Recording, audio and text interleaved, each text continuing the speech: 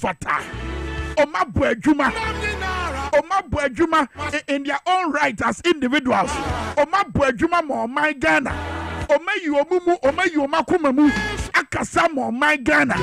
Shato Forsen. She John Jinapo. She Dominica Yede. She Honorable Eriko Poku. She Agboja Governance. Ebra no more opposition. Okay, Harry Idrisu. Ebra no more opposition. Shansema no more yi to her. Nani nyina for my Ghana and Kanko. It is a na yedi kunim ya botrabo moa. Come on, hold me. Hold me. Sana yedi kunim ya abotrabo moa. Why are you arguing with your phone? Why are you arguing with your phone? Rejoice with those who have been elevated. And as you do that, God shall elevate you. Oh, yes. I saw the press current affairs. I said, no. This is the man, no. It's never called Brashabegafie. Acquire your fast one, your teaching ministers need two move. You may Rasan Semna, a young micro minority, no, a raising of parliament. Sasemna, any so mu raising, no, because here can say, or what's your assembly, you know, may say, and from my grand fasu. See Yana Felix Fosuka, the white paper. White paper, na Yana de Biobia train. What the white paper but one thing? Kankreng, Ediasama. Mampeni John Dramani Mama Senior, a sea war, a year of Boaseno, Anglo God Ashanti Assassina, a Gophobic also said, Omoquaco from a good year, a 2 year. A Nippon cross and what tree, a Shromonqua, there be a preprano. Was it a regrettable? Now, what better workers say regrettable? What's a go for you, my preprani or my way? Omoka, Omayeka. Pro my yard Sabiaka. Anglo God Ashanti Monfa. Now, what better worker when you know was also say? A Shishamubi, whatever coso. A Shishamubi, ever coso. Na adiache ya yene eye honorable Joseph Yamin edin komo wonu de woni susu emu no ehwehwemu na bekoso no brempo wa wo TV ehwehwemu na bekoso no wonya ya anya commission of inquiry said the baya no kura no baba bedan ni hwadi fukai military command no statement a wo issue here da ene amaneba ahodo no bo abra ene de Joseph Yamin te ye bo abra ene de minus ni hunu ye bo abra eti minus ni kaway and Anglo God Ashanti kaway and asra for no so kaway eti ne be ya no kura no bedan ni wadi and the mampanyi si enkoso no ehwehwemu investigations so apanyo mark ni ne dom kodwo upon kroma ni ne dom. Are you by this suggesting to the people of Ghana that you don't follow what the presidency do or does? You don't follow what the presidency does? Are you telling us, the Republic of Ghana, that you did not hear the president issue a statement and demanding that an investigation be conducted into that incident in DwaboAse? Is that what they are telling us? Anaya Buapayo said about Yabenya Bre Ajibra Edio Mohon Komo. Now, Commander Yedi, no, Yedia, Buaba never Buamo. Because Gomoya Yedi, you don't look good in it. Do they look good in this? No. No, do they look like no? And Gophobia Mojo, my Ghana, and won't Komoya Yedi. So I didn't know Mamma Mohammed so just said, and to Trasamo Kosu or Memuha. Or Yene Kosu or Memuha. Nada na Mampenina Yako. Really? I didn't just a Mampenya Yako. Ebra ye to abama na nkofobi ni na nkroma no mu wura state institutions eye de na no mo ye no mampanya ma abonte ambekasa post for nchi omo mampanya ma abonte ankasa sa de no amafo nyai so apanyo makibe no mo way. God is speaking. Shut up and listen. If you are not ready to help on my Ghana improve, on my Ghana develop, shut up and listen to God. No, and I'm a banana.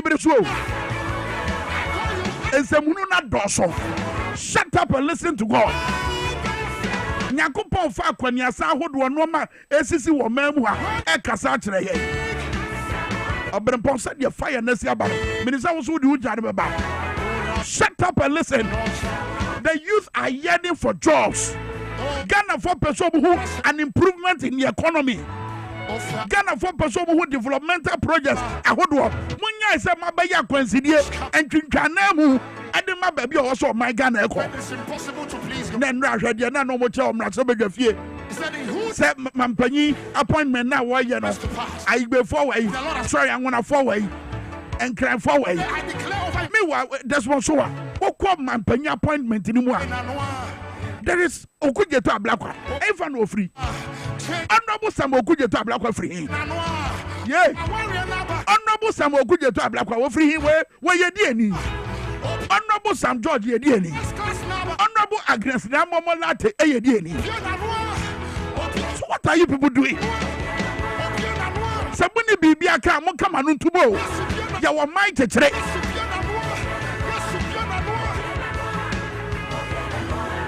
Donald Trump said there was a chance and anybody a bediano. Sad to Mutumune or Bani or Bawadi and his son or Matanta and no Majin China and Amman Hominous over the United States of America. Amman Yakupon say free America swallow. Donald Trump and Yabra was sorry when Yamidimu Epipas Adiano. Nano, sorry be not so for the say. Asem na mampanyi wo kan no ama ehu abeto bi mo so eti mampanyi ehu mobro ebra sori ni wie o madwuma wo sori ya wo kom mampanyi eye Trump ko no baby ensentwefo busan se na sori ko say fanity asori ko say wo se na de buti e na mo de asori we ya asori esebunu na mote ye na mo de Oko Trump administration, Koheno and Kofododua in the former administration, what fire winina. And was say, I feel way our bano. Common sense, not the Bayer Juma.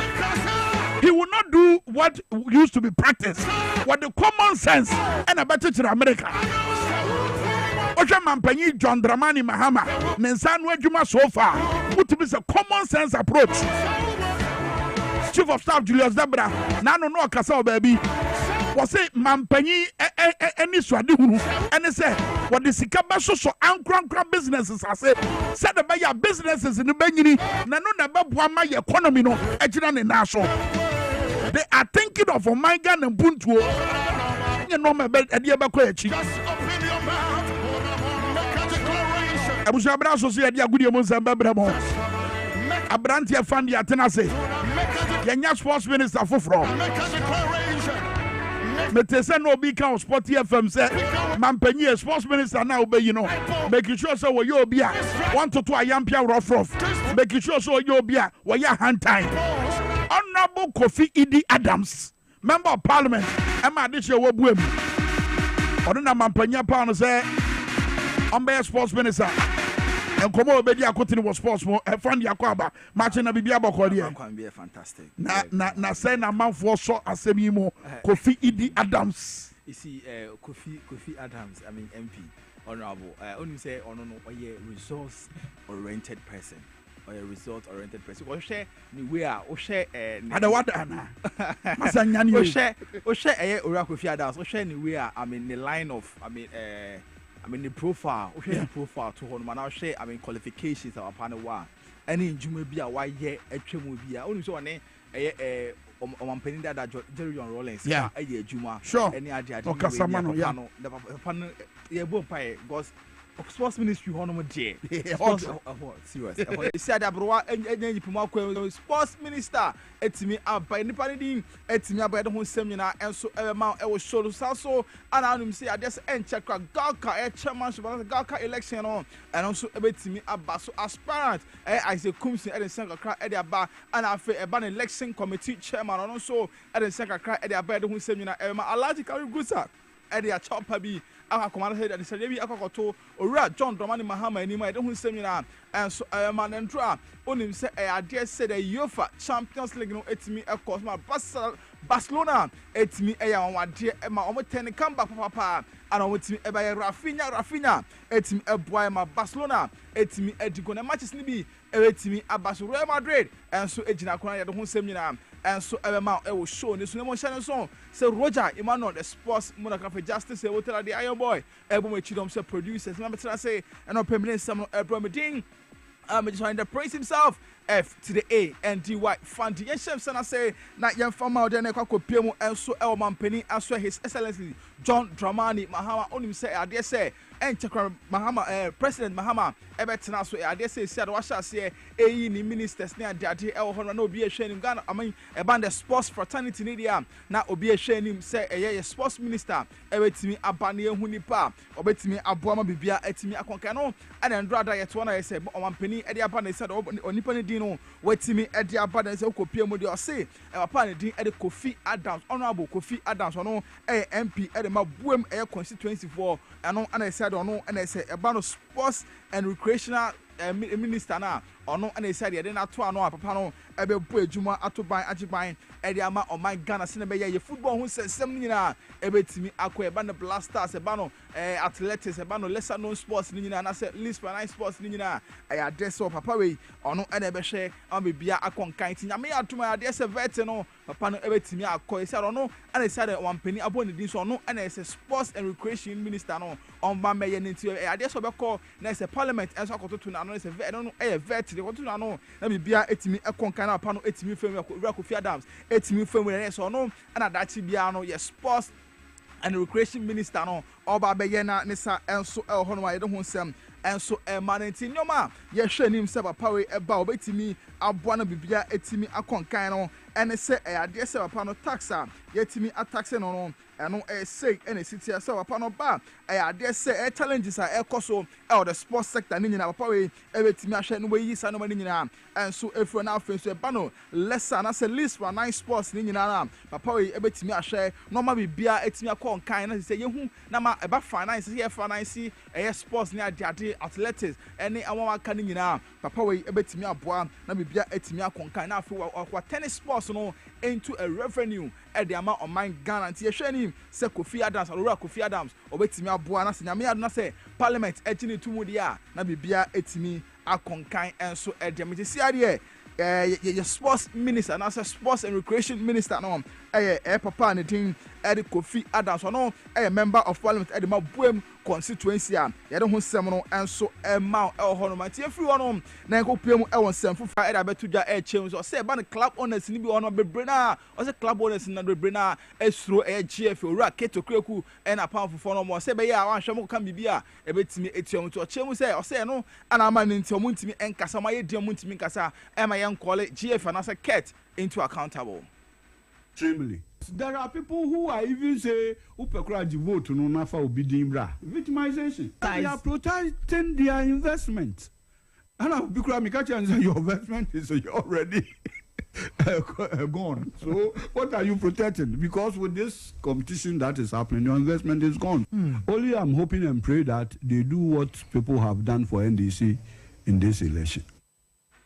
Okay, I know some no so etimi to we no and stand so editor so and o chem so say ban Galka no independent body name e ade say enye enka GF no name enkofo bi and amana kwakwa to say ade Galka no so e ka GF no ban Galka ho sensem dia Galka independent body.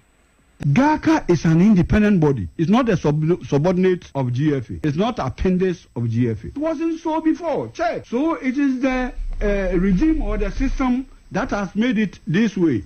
You understand? And now the scare of FA is that when Kumsi comes, he will be on their toes. And somebody need to be on their toes to deliver.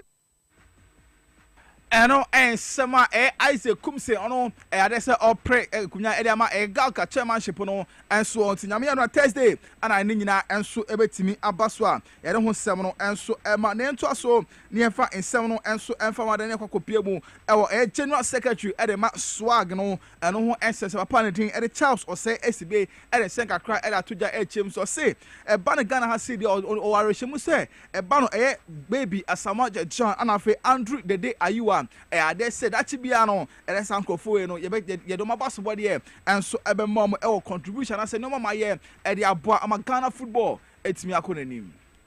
People who dedicate time and personal investment to promote sports in this country. Na yashish the legendary Asamoah and Dede Ayu ye behwe na ya crown wo mu dwumadi a wo mu adi for oman no enti ye bekoso adwene ho.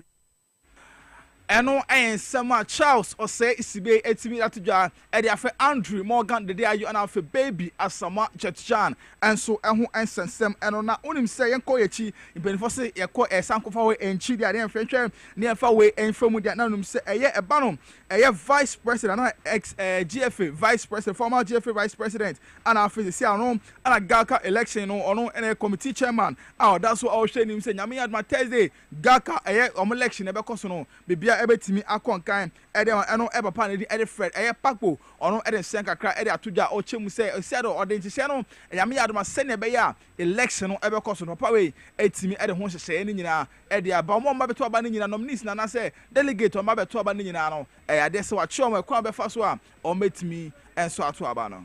There are 4 positions that are being contested for. That is to say, we have more than one candidate contesting. That's the chairmanship slot, the vice chairmanship slot, the premier slot, and then the regional league representative. And then for the 3 others, that is the treasurer, division 1, and then the women's league. The candidates will run unopposed. Now, what I was saying was that we received from the member class who are eligible to vote. They sent us the names of the delegates who have to vote. So we are advising that all 3 delegates coming to bring a form of ID so that we'll be able to establish that they are really who they are and they are the designated ones. So basically the whole exercise will be conducted and supervised by the Electoral Commission of Ghana. That's their status. So on Thursday 9 o'clock, once the delegates come in and then the Congress is declared. Eno some and also a Gaka elections to committee chairman Fred Papo and so edited to Jadibu Seminar and so at the Amayentu aso near copium El Club football near copium El Kumasi Asante Kotoko and it's a Okwa Brante Bakwa and the money more a con Kanye Pa El Hono Air Brand striker Bakwa and the team at the Kwame Opokono and Sanka Crack at 2 days. So only say Bema say first round right boy there's a Brante more a con Kanye Papa and so Honti Naka Gekan and Branton and this one collab at the Blaster Steven no so no man shada and Kwame na myself no so yentimi amfre sia in summer eba and it's one shine performance what done this season our league in Ghana Premier League in one shine Branton no asanso are returning to the Black Stars team no and Branton we area to so no dey or dey say ohun ni hu say a lot say obetimi area man the country and afi the club into ohwenim say nyame ya adom na say e ton sa e frɛ no nya call up ever ready so call Blasters obebon no modin ye pa. Baby say, I'm saying my first time when I'm more Blasters, Anka more one committee offer. I had more to offer. I feel like maybe it wasn't the right chance. I'll make sure I'll up again, and then anytime then I'm willing to give out my best to be honest. Eno sama Kwame Poku edited to Joviano and Osaka Kakra edifa at Ghana Premier League no chemu say adeso se Ghana Premier League de ankeya ne sanemom enoma how mu players no ene say obekọ no teams bi ho no obekọ mo pitch on home grounds ne ade a pitch no ana enye eno ene ade a how mo the Ghana Premier League ni mu the club bi ano ni dream say kasi ni ko we na nka wafa prof bia no be le anti I'm say one of our goals we want to achieve as a club, and even as a player, so what me achieve very boy also. And once you dream, until you born by say, season ago we nanka you dream into reality. Eno sama Kwame Opoku edited to Jan Krakramuno and our chemu say I address or son of your shame say Kumasa Sokoto very confident say I Kotoko. This season me kwe no na Kotoko GP no that's what makes me afa e dey monaso. Problem what is here no which is mainly the only problem what every petition or some of the them to go and some going start that because it's in terms of talent. But for now, youth people never born more. We could see a lot of passing and every negative guys running up everywhere. You could see living the talent of the world, but some being intimidation or some being I mean, I did the intimidation of humanity. I even here on the weather.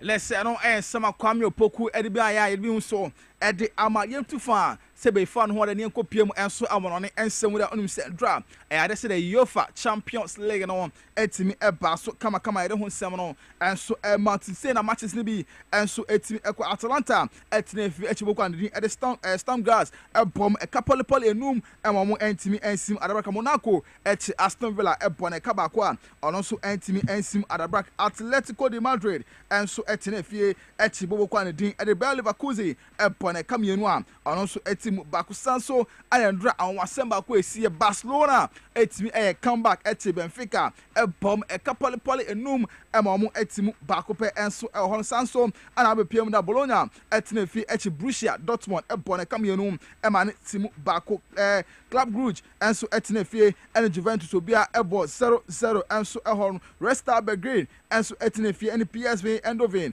ɛnso ɛkɔyɛ 3-2 against Red Star Belgrade ɛnso ɛhɔ Liverpool ɛtimi ɛkyi Lille ɛbɔ ne kamienu ɛma no ɛtimu baako sanso na bɔbɔ kwan din ɛde Slovenia ɛyɛ Blastiva ɛnso ɛtena fie ɛma bɔbɔ kwan din ɛde Stuttgart ɛkɔkye no ɛbɔ ne kamiensa ɔno nso ɛtimu baako pɛ ɛnso ɛhɔ nyame adom ɛnɛ matches no dodo na ɛbɛsan so atoa so ɛwɔ the UEFA Champions League no sei ɛna ɛno nso ɛkɔ RB Leipzig ɛtena fie no ɔne Sporting CP ɛnso ɛde abɔ ne Shakhtar Donetsk ɛne Brest ɛna ɛbɛbɔ International Milan ɛne Girona ɛnso ɛna ɛbɔ ɛna afei Arsenal ɛne Dynamo ɛyɛ Zagreb ɛnso ɛna ɛbɔ Celtic ɛne Young Boys ɛbɛbɔ Feyenoord ɛne ɛyɛ Bayern Munich ɛnso ɛna ɛbɔ PSG ɛnso wɔkɔ ne din ɛde Manchester City ɛnso ɛna ɛbɔ na afei Real Madrid ɛnso ɛne Salzburg ɛnso ɛde abɔ sanso ɛna akɔ piem de ɛna ɛsɛ bɔkɔ a ne din ɛnso ɛne ɛyɛ Sparta Praga ɛne International Milan ɛnso ɛbɛbɔ na bibia etimi akɔnka sanso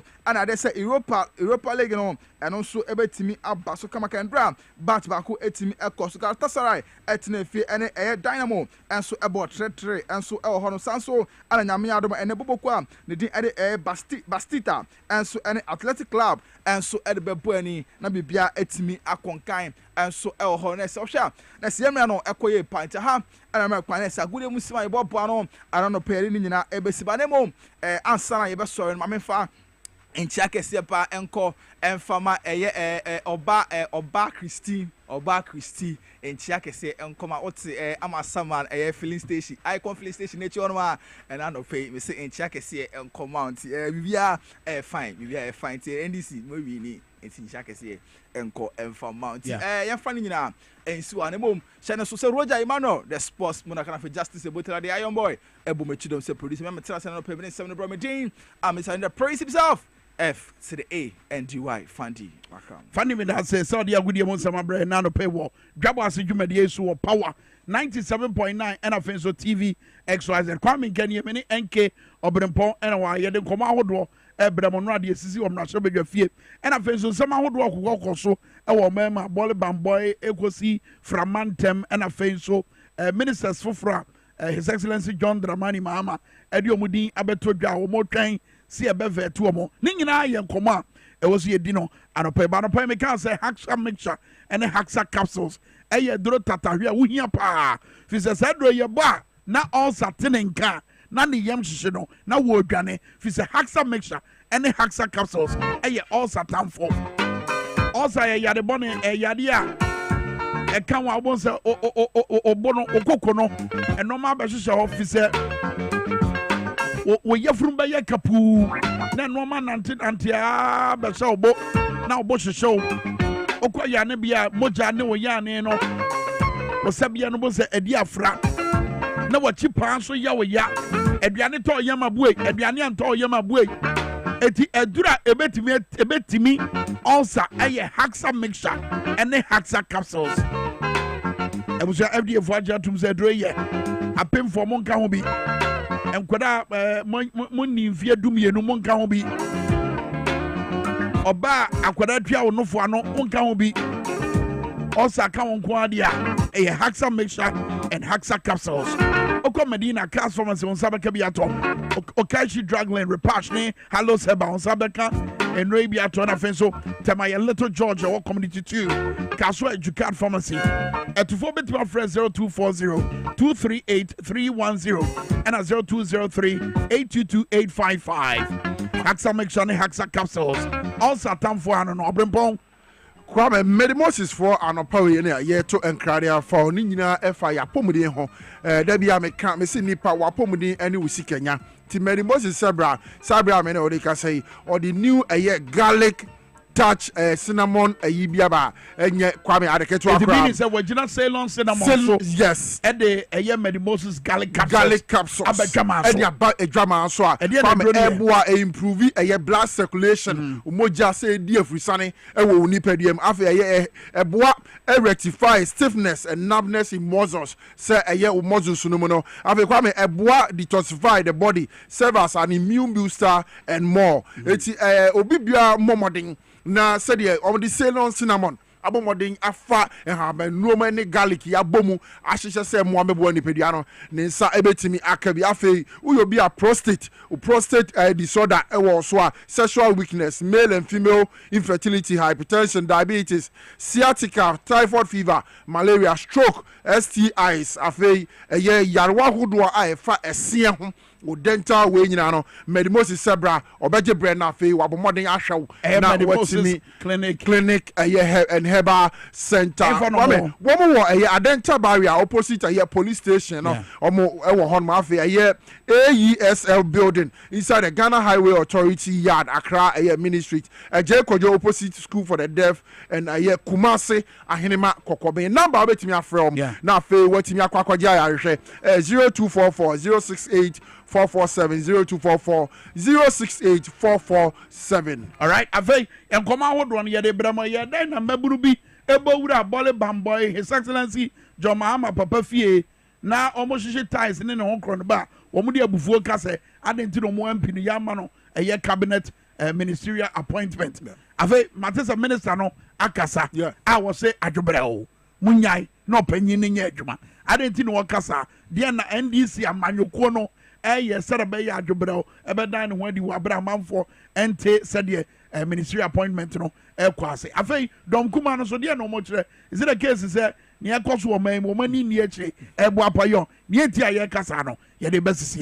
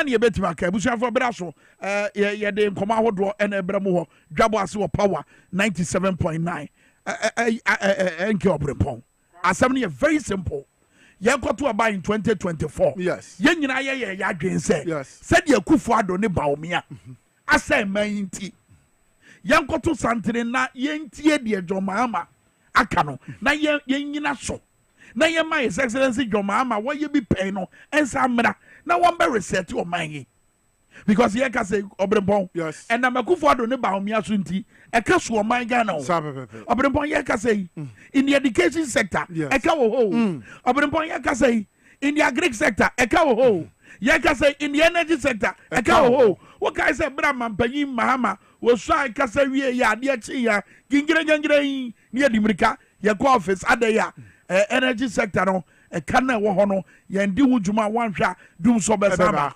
yɛba bɛyɛ nsiesie wɔ yɛn mfidie bi ho sɛ yɛdum mfidie no ne yɛn sɛ yɛyɛ nsiesie a fa ngo na nkɔfoɔ no gyae no ɛmmoro dɔnhwere num eti wɔ se yɛkɔpɛ fa ngo na yɛtumi de bɛgu yɛn mfidie mu sɛde bɛyɛ a yɛyɛ nsiesie ɛwɔ mfidie no yɛdum saa mfidie no nia yɛbɛtumi de fa ngo agu mam na boa ma kanea no agyina ne naso no ɛtumi akɔ so so ɛntɛm hare so a mampanyin ne na boafoɔ ɛyɛ hwɛ kwan a wɔn bɛtumi atwe saa nsiesie no akɔ n'anim na wɔmɛtu anamɔn akɔpɛ sika de akɔpɛ fa ngo de aba ɔman yi mu sɛde bɛyɛ nsiesie ne kɔ so a yɛbɛtumi atene yɛn wayɛ saa gyidie no a yɛwɔ wɔ ne mu no ɛno nti ne yɛtoo no so aba sɛ asɛm ba a asɛm yɛ ɛda hɔ yi ɔhaw yɛ ɛda hɔ yi amena donkodonko yɛ a yɛdam yi wɔbɛtumi agyina n'ani soade hunu ne nanamɔntuo so ɛyɛ ɔman no afiri hɔ that is why we voted for John Mahama ɛnyɛ yɛ parochial interest bere yɛbu afu ama saa deɛ wei abɛma NPP foɔ yi ɔmo sɛ ɛma yi ɛtumi anya biribi ɛka and ɔmo ka no so ɔmo ka no sɛ yɛbɛba hɔ but momma yɛmma ɔmo saa akwanya no adwobrɛ o te sɛ deɛ mo MP aka ɛnɛ yɛka sɛ ɛnɛ da yɛ a yɛka sɛ wɔn a yɛdi kan vɛti wɔ mu a Parliament approve wɔn no ɛnɛ wɔn bɛba abɛgyina mampanyin anim ɛsɔe ama wɔn ahyɛ wɔn adwuma ase and 3 key ministries ɛna mampanyin John Mahama edi kan ebubu odin de amanfoɔ de bɛtu dwa sɛ wɔn na ɛkɔ akɔyɛ asoafoɔ hɔ finance energy attorney general ministry of justice eti enu as of 2 p.m. nanka yɛhwɛ anim sɛ anka dwumadie no bɛkɔ so nnura but Felix Fosu Kwakye bɛka kyerɛ yɛ presidential correspondent ɛyɛ Wisdom Hede Jome sɛ ɛnya mma so fi sɛ sɛdeɛ adagye ni po so ɛwɔ mmarahyɛ badwa fie no attention no wɔ hɔ eti yɛtu ahyɛ nɛ eti ɛnɛ da yi around 2 p.m. ɛna dwumadie no bɛkɔ so they are going to be sworn in finance minister Dr. Kasiel Ato-Forson ahɛyɛ asɔn saa de adeɛ wo ɛdeda wo ya yɛde Ghana franca ɛno ne yɛde bɛhyɛ ɔmo nsɛm na ɔmakura mu wɔabrɛ ɔma suae na ɔma adwuma no ɔmayɛ dɛn ɔma ahyɛaseɛ after nɛ finance minister bɛkɔ akɔpɛ sika a yɛde bɛba abɛhwɛ ɔman no baabi a sika wɔ biara no wɔbɛkɔ akɔbobɔ apoma ahodoɔ akɔhwehwɛ aba energy amena donkodonko na ɛda hɔ no after nɛ Dr. Jinapɔ wɔsuae wie a after nɛ baabi a ɔbɛfa bi a ɛnɔɔma bɛkɔ yie ana biribi abɛtɔ yie no na yɛnka ne yɛgyina so no ɛtumi gyina so after ne attorney general minister of justice ɛnɔɔma ama yɛatam teneɛ ho nsɛm adane abutuo atɔ sini na amanfoɔ hunu ɔmo ho ano wɔn de ɔmo asɛm kɔ asɛni bia after ne adwuma no ahyɛaseɛ so the president John Mahama the man you trusted and voted for he did not come to play and he ain't playing. Kwame, no crane say, His Excellency John Dramani Mahama, will you be a wabu man ye pay? More fire. It's a miss threat. Na me catcher NDC amunyo kuno, especially mebuno. Ebunimwa, yes, Ajubro Emra, Papa ni nimnia oh ye. Baby biara obia war, obia member of parliament. Meaning say His Excellency John Dramani Mahama wa bombodi asise niema na Kwame obe deliver said yes net year so far so we share nominations and appointment na why na akọ parliament ebi ni ma ya vet ya na Kwame e kire ose papa na mpa amemo na oba be boot this time around no wate ase efi achire yes and then na no dey ba na ase na wate afiri achire ne say yes wo ba no de na kuta de ne kita wo ɛdeɛn ɛna kuta wo deɛ kuta wo no ɛbɛtumi aboa ma m'ani so ade hunu na bɛm abɛmu ana no and he's I think President Mahama ɛyɛ friend blind mo ne nyɛ sɛ President Mahama nyɛ deɛ agufo ado yɛ ni dabi sɛ ne wakɔsesa ne ho nkɔɔfoɔ na busuafoɔ abɛtwa ne ho ahyia Minister of State wate so from 30 to 23 wabobɔ din na wogu so a wɔkyekyɛ position say out of 16 ministers no ne bɔ na wɔ yɛnka na afanyɔma akentie okay because ɔso osua deɛ yɛma ne ntie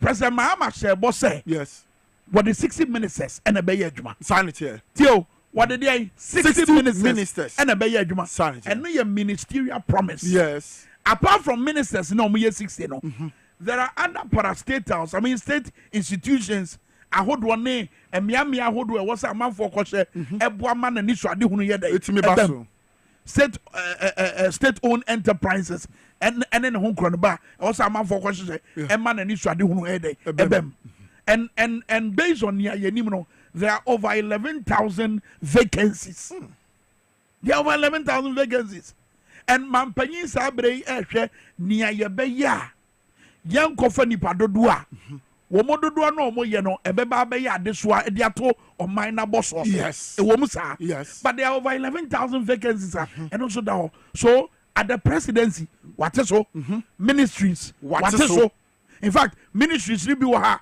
wayanke fi wɔ information akane no mo de yɛ propaganda no ɛfiri hɔ yes ɛfiri hɔ ɛni hɔ bi o ɛna yɛde ministries a wohwɛ ne din ne sɛdeɛ esi tie na ɛkyerɛw pɛbi a ɔmampanyin de n'ani akyerɛ for instance trade industry and agribusiness yes wakeka nneɛma bi wakeka ne nyinaa bom ɛkyerɛw baabi a wɔde n'ani akyerɛ yes tie ne nkɔm a wɔne amaama ahodoɔ so mpanimfoɔ die ne nyinaa fa kwan a ebibi man yɛbɛtumi adi dwa bom kwan a yɛbɛtumi take advantage of the African free trade avenue no sɛde bɛyɛ a dwadie bɛkɔ so amongst a bibi man. Yes. So no wonder he has a ministry dedicated to trade, agribusiness, and industry. Yes. Oh, be our one Nashia, your mampenny, Atina Yawa, watch a 24-hour economy in this war. So now, you know, in mind, you know, ide. Yeah. Eti, what Timmy were coming, median, Mumia, Mamma found called Bolly Bamboy. Okay. Yen to be Kaka. Okay. Young called Bolly Bamboy. Now, yen shed ye see war.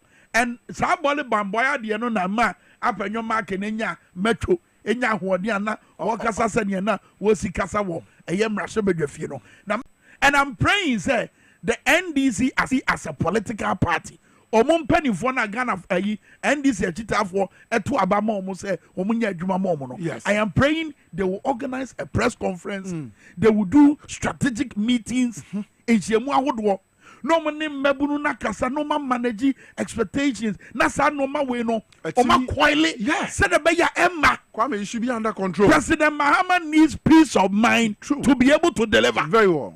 They said you could do upon kroma kan no no matter the jejemu a obekire at the end of the day the average Ghanaian ebusa say mo ba ye pa no boy say at the end of the day the average Ghanaian ebusa say mo ka sa mo ba ho kire no beba form yes it is say dokunu bo na da so gina baby agina no na da ban na beba form but kojo upon kroma mo responsible but the reality in nia waka no and say nia manfo hwehwe eye nia mo be ya ebema ahokire na dey akofo so yes Kwame and mebunu Kwame me say gina mo asem no so na maka say wo mo makoma entom yam if you say Excellency John Dramani Mahama memuo no minister cabinet minister biara a wanya appointment na okwa serve no in 2 years time in a year's time in 3 years time reshuffle wo Kwame yetimi yi wo bi free ha ede ne kwahya ha yetimi yi obi free ha ede ne kwahya said the medical aka no Excellency John Dramani Mahama say wo hwe said your buy na other committees are otie niema odi gu na kwam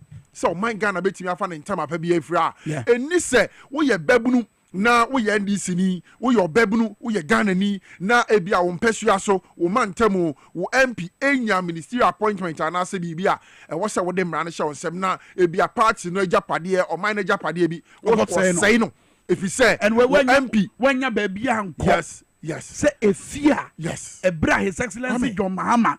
Eko to aba. Yes. Okujina ne papa na so. Bompaye. Sren se ni sunsum eternity. I mean this is an insult. And this is an insult. No, that is where President Mahama that intimacy with the late father. Yes. Utieme okonya that intimacy with his late father. Na ni sunsum eternity. Na nyame ahoɔden bɛhyɛ ne mu.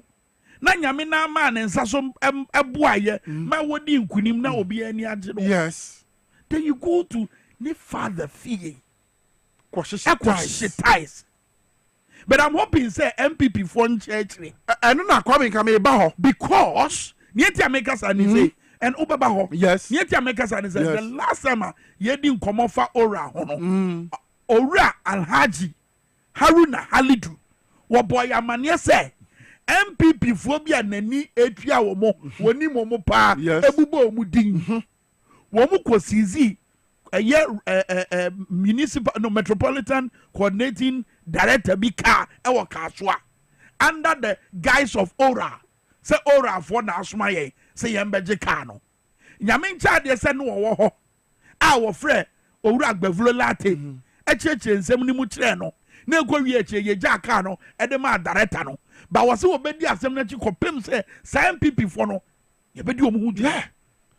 You get me? So they are capable of doing anything. Ete we NDC are done for sa enfidie no mesunzu. Obrempon. Kwame enye nwanwa se de wo ka no na Ora team Ora ibai of course they are against it. So wo hwe de omum pani for ekeka ana Ora no ye invite okura menko ana Ora no enye mra e wo say ye yi free ho na enye sei yempemra mi embata chire on mine Ghana so ne ewo mu no say unti bibia se na ha wadwene a wo court enti baby aka kire dem bia say Ora ne ha o madwene akwame o court na wo nya kromfo ye se ye ba betutu botom ye ba behwehwe ofie den ti na wo so wo makwan. So the point is say bibia nse ofie. Yes, we get that one. The point is say said you almost so edi omo ho agim amu hu nkofo ye no mate said the amane botre halidu beka asasebwe about 48 hours in here MPP ntimi be issue statement enka so mu hu nkofo bia silence means consent. Silence means consent. That is mo ye ade de atanese yewura John Dramani Mahama so a footwa ekwama grassroots supporters and say don't allow yourself to be manipulated by Sankofo. Because they are not seeking the peace of John Mahama. Say, Obetima ye adwuma said be ya o my Ghana be fan ntuma pefra. Omunim so ma say mine no. Sanity. Eto mo pre-draw. Sanity. O hwe mra be dwafi o mo kasa na emre bi o mo pre-draw. Utie kwadwo upon ko madam for me feeling no. But then na me tie and I was like, wow. Oh, kwadwo. Yeah. Efu buke. Enu nie. Me tie kwadwo upon groma. I was shocked. Was say NDC for at the end of the day o mo pese e pano boba form at the end of the day pese dokno boba form na ebra MPP ba mu in 2017 yes aba fresh yes ano mo opposition no mo say fa ngo bo wo soro no wo mo ba mu within 1 week na fa ngo bo ba form ana yebusa no go back to history wo mo ba mu no within 1 week e na fa ngo bo ba form wo mo ba mu within 1 week e na pa no bo ba form yes wo mo ba within 1 week and school fees are would na would be and see sir no fee stress yes propaganda na no mo person de ba no say mo shebo say mo ba mo betua enkwada mo suapon wo mo school fees na wofo ni bi ejina so say mo to aba ma mo etiana ma ba mo say so metua krampo a mo sa de o musika be mo na che mo dada o mo no ma mo makoto aba na. I mean, how is this enkomokra wo si edi? Okay, bottom line obetua na se wontua. No me bisa obrimpo me bisa obetua na se wontua. This is a minister of state obika se watua. Yes, mesa de musika ma I say just say obdi musika be ma kwame 81 person be yes am from so na. Yes, MPP for ye mo pre o mo ho. No mo di free SHS ba ye ebe dane ade so wo my Ghana so eduru ba bi no maka eduru ba bi ye pesika ye nya eduru ba bi ye penia ne dia man kwada na ni nya ni eduru ba bi sa na ye ebi say ya ho pepre so mama ban no omo de boase to efie nyansa yes ene nyamesuro ene ye omadwuma sanity and the omo ye bia no omo biem eka no efa no koreka ekwa so biem ekire mu kire Ghana for and no na honorable Haruna Idris ye ewo mrasho bedwafie bra na ye toto na no yes na mo beji education minister tum wonyanhye na adwuma ase na masha say rezi concerns say na some mo share omo bade na mani so when they catch us omo ndi so how many years ena nana John Mahama ba betena ba mu 4 years 4 years no yaye mu how many days 2 weeks yaye mu how many days so 14 days you 14 days yaye mu 14 days yes no 15 and day 15 and day 15th yaye mu 15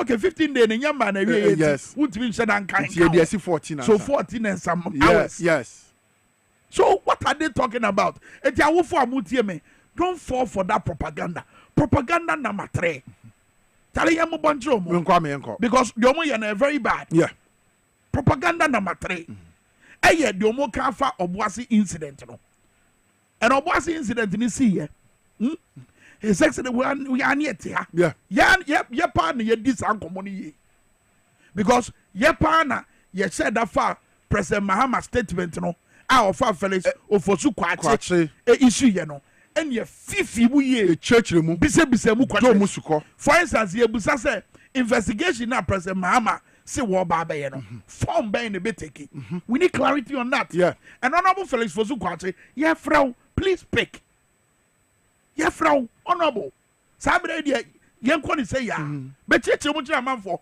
form be in be take said be clarity be ye no adwuma in the absence of clarity propaganda rises and now say clarity in unity propaganda no na o fellow MPs no more micro minority no e ye o ma so bedwafie no propaganda no say o mama o mo homene so o mo nka say asem ni see ye no president nkasai asem ni see ye no president into one among me will say now when you're marking and making reference to a daily graphic publication so that gives me the impression that there be our kind daily graphic there be our news.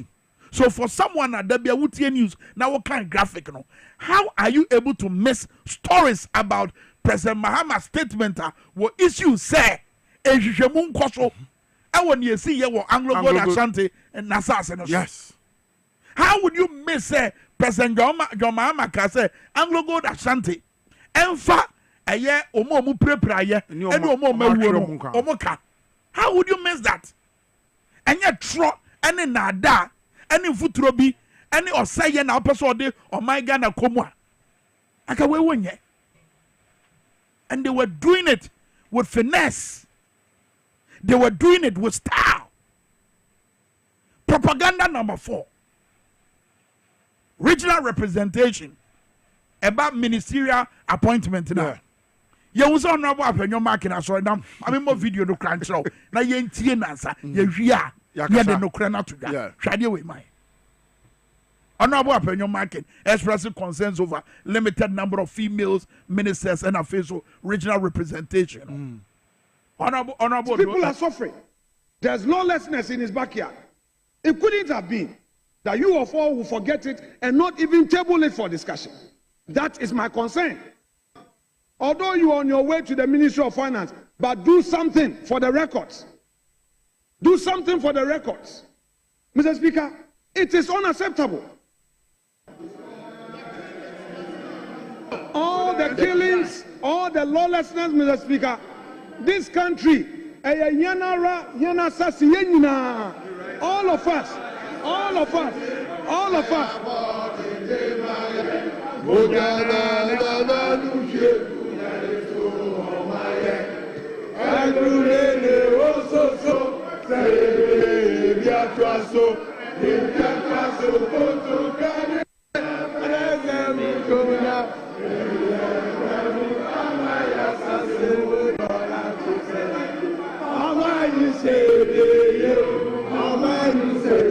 There are a lot of women on his side. We've had over 30 women being elected to Parliament from the NDC majority side. In view of the affirmative action posture of the country. We have passed the affirmative action law, and of all these hard-working women, only a few of them have so far been given substantive ministerial appointments. Is it the case that they are matching them for deputy ministerial appointments? That is not right. Our women cannot be second-class appointees. Mr. President. So I say obi ye da ye ne maame ewu. Yes. Na wo su ni su no osu woni mu. Ense dem pie ma abonten. Na wo aye to ye nsa frɛ wo ya adamfo o. Wo nya busuani. Na wa ba wono de bue. Umrim de wo fam. Ye wo. Ye anu na apanyo ma ke ye no. Ya che no. Ya che no. Enu no ye no. So hwagura wo di. Wo de hwɛ appointment that President Mahama ye na nra. Yes. Yes. Abano. O de kai mema dodo. Yes. Ne kai ma dodo. First, I mean, the Vice President of the Republic of Ghana, which is one of the highest office as far as governance is concerned. Of course. Eyoba na bema. Eyoba. President Mahama will be the last person now. Or be classify in terms of the appointment. Or be classify Mase. Or the Debiano. Or Munkwechi. He will be the last person to do that. Mo ebra na mo koya mo primaries. Mo yi mema mienu. Ba ku ye flag bearer, ba ku ye running mate, obema mo problems. Mo yi mema mienu. Ene wo wa besoa eyie no. Ena wo su. Te said ye wo na o maame ewu. Wo bra President Mahama de oba ne di na chi bai. Mo fire. Na ubeka se ma ye appointee omo se wo nya ministerial appointment no eye ketua dodo na ohwe President Mahama wawie. Owie Eye ministry kwana obi betima ko na wakoye adwuma so no e dia ma my Ghana. Mibusa minister kwana obi be ya e kire se oni akono wo dibre kase bia obeye bibia esu bi mada e dia ma my Ghana. Yes. No mibusa enyuma kesi bebre wo ho aka His Excellency John Dramani Mahama e ba be these various appointment. And another dangerous thing honorable apenyoma ke ye ne nra. Now I was expecting the second deputy speaker to call him to order. Yes, a tribal card na wo play no.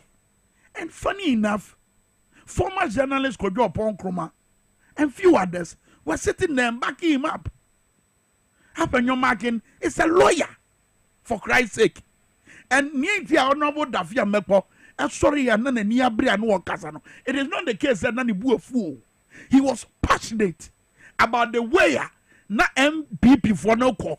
Any senior Omokasano. Ebetiba Babe Yenina Swa. Ama possibility of a tribal Bibiaba. So they needed to have heard that.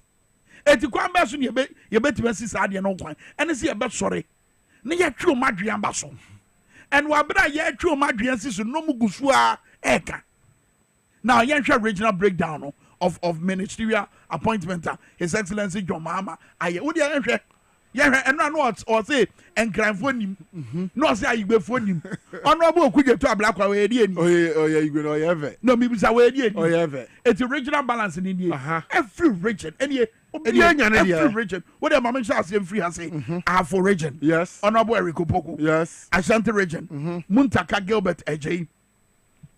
Honorable Muntaka. And Afenso Gilbert Ejay. Yes. Bono region. Ahmed Ibrahim. Bono East. Elizabeth Ofosue Jare. And Afenso Emmanuel Ajekum. Yes. Central region. Honorable Atoforsen. And Felix Ofosu Kwache.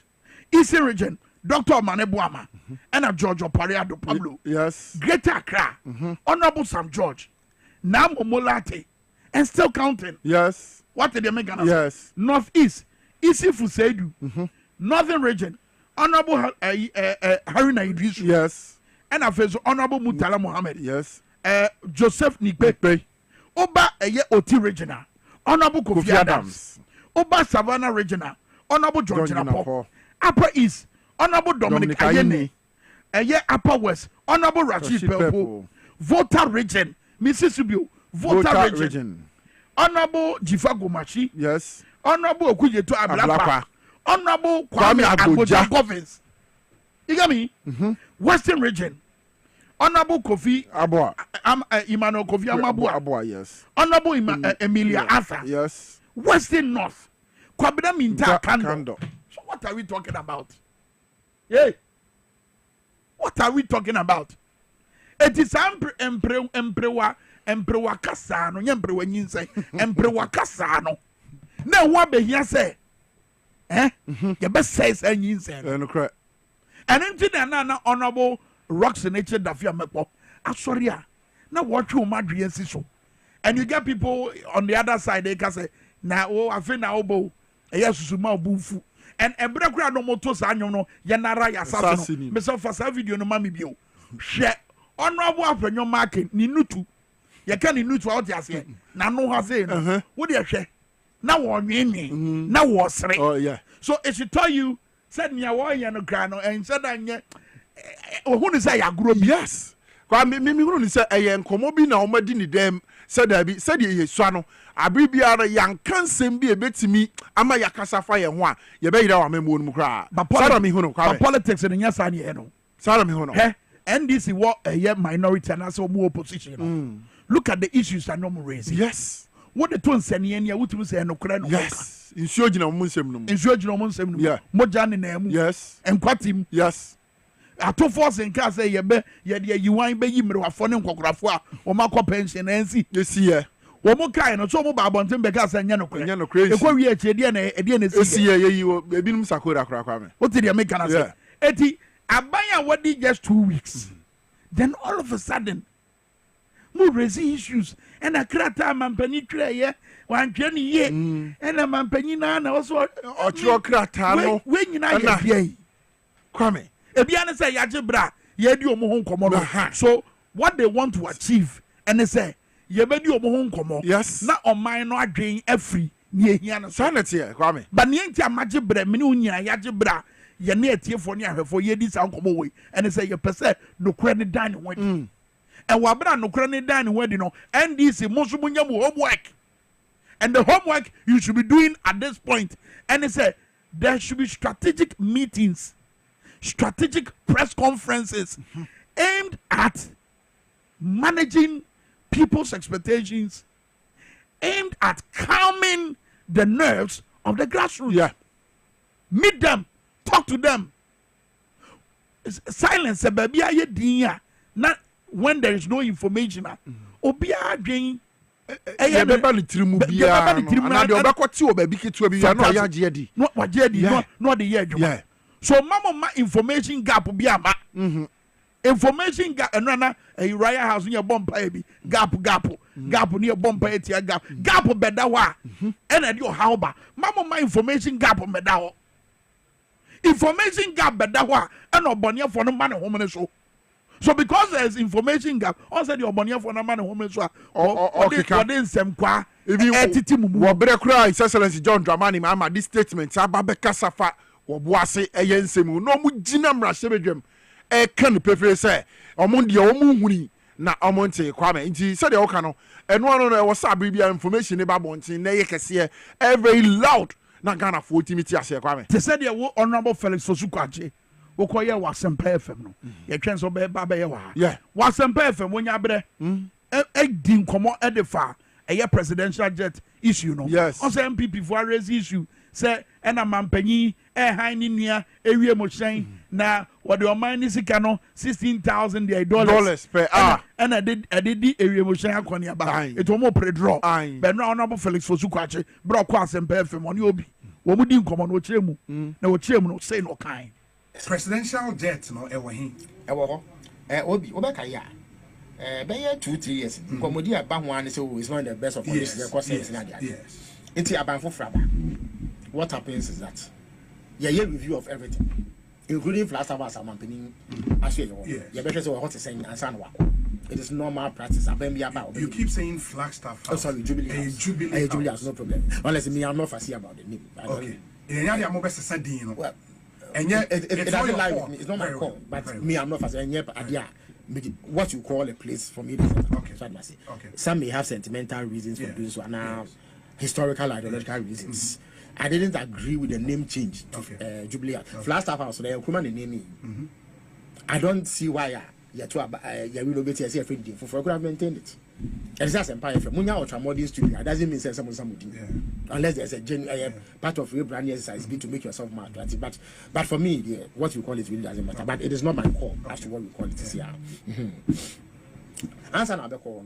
Obi to say so what is answer. It is normal. So we better go out in what say in foot was answer. No what pan what's so. And your problem. Inti Oko Air Force, you have big communications squad. Basically, I'm going to share on my penny.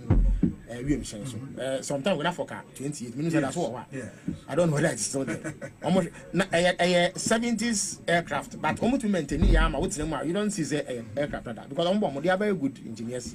Into I'm going to share on my penny. Into my penny by and as part of the transition arrangements. Any abroad, so Mama may reports say.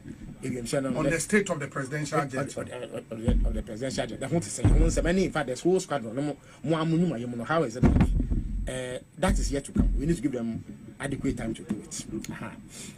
And say, presidential jets are available. There are two alternatives. One, they say, Obefa private jet with Yaka. Rent private with Yaka. And I say, you fly commercial. Me and I have cost implications. And yet, or money to come back home. Into my opinion, so there's a third option.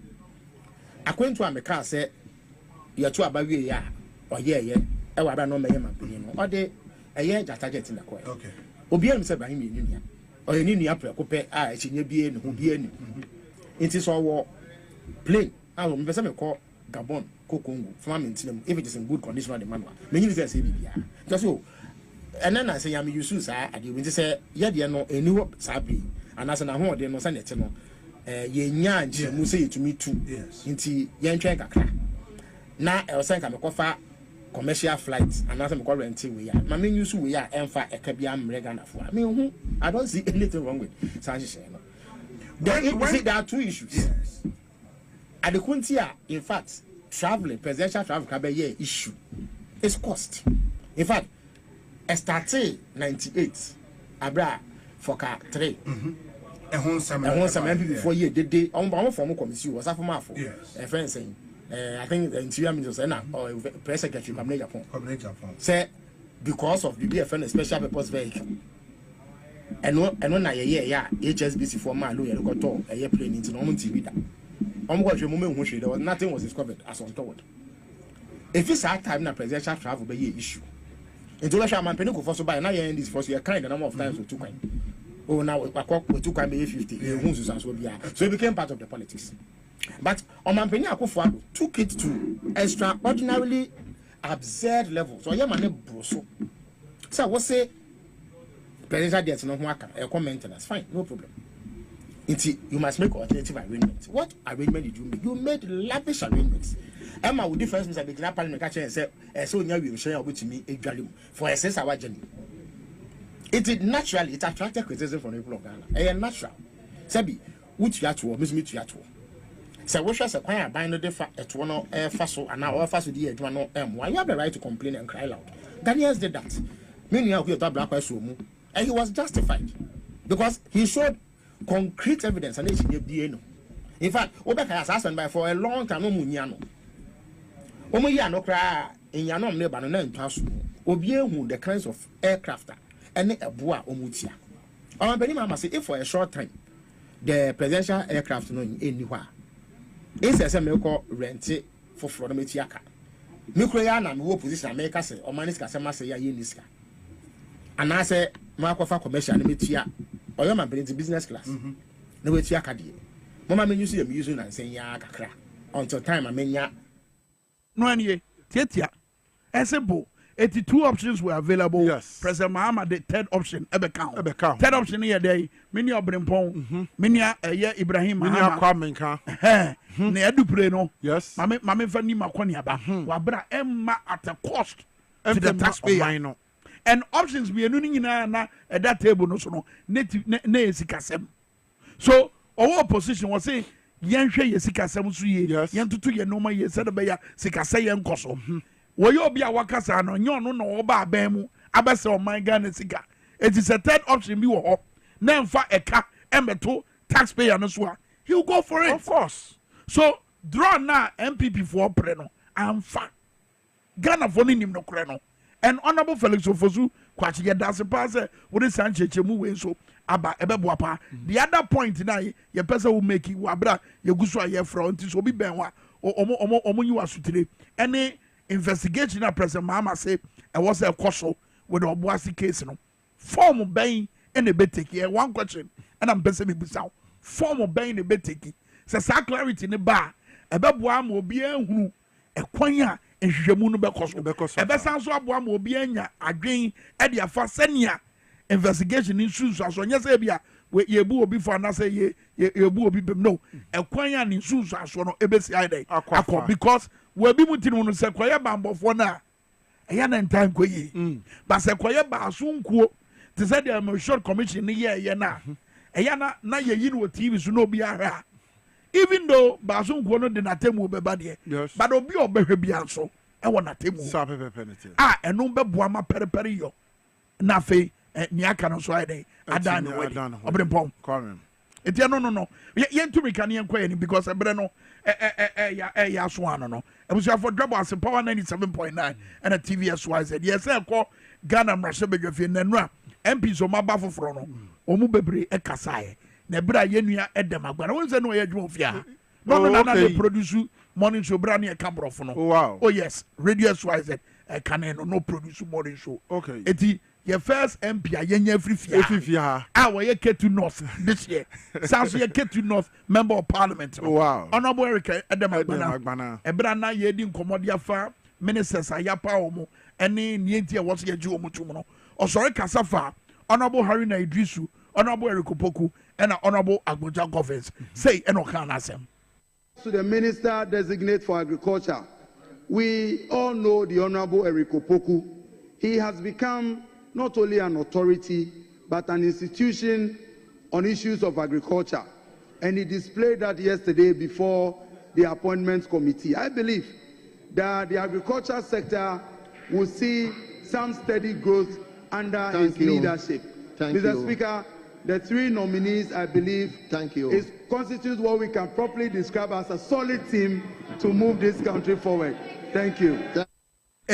Honorable Ademagbana, yenti Honorable Collins, Dauda, I so a reveal here. Now when you say Eregobogo, mina mechere na die. And as Speaker say, as a people teacher or a teacher, watch them, Tieno. If you who don't know, I taught him in the secondary school.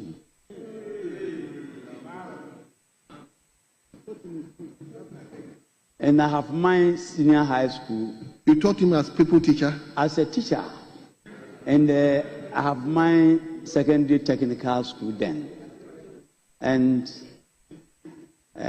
when he completed university, I was the chairman of the NDC in the Brown region. And he disclosed to me his intention to contest elections. I supported him to contest the Sunafu South constituency. And by the grace of Allah, he won that elections, came to Parliament, lived with me for 1 year in my house. And at the time, I used to go on radio for radio program, television programs. And he would carry my books, my references. He has learned. And today, if you watch Honorable Eric Opoku, if you listen to Honorable Eric Opoku espousing on agriculture, you will fall in love with this young man. He's a very good debater.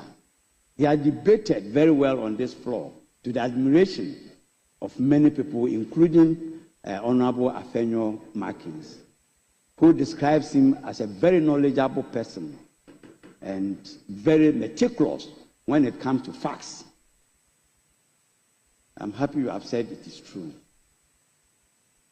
I have no doubt in my mind that those of us who are cocoa farmers, in addition to our political career, will benefit a lot from his knowledge. Very well, Honorable Collins Dauda, large no, and I'll turn and say, wodi honorable Eric Opoku eho adanse yes o reveal say what share na there sabre no Opoku odi akoniaba no kurakura ne books jama books go kurakura bu ana we be ka okay what they are to the kotodwam etiano ne no say we debate on the floor of parliament who's what dining there yes and Kwame no kra so hwe honorable Eric Opoku abibia kra ibenya no e wo fidua mu no papa no betena se a finitim Kwame on said that hwe bibia mu sa utimi figures obekoti cocoa year every way be metric tons na omani timi e produce e make so convert no mo bisa no say or the figures bi be two dwa say sika bi a wo mo use the ball cocoa ho bra no ano odin dodo na denti na okasa na o kirem say the enkan numpo afifofra na edi anim no sika na mo de bu cocoa no ho bra na mo de yes adwuma no na e wo fom na mo say mo a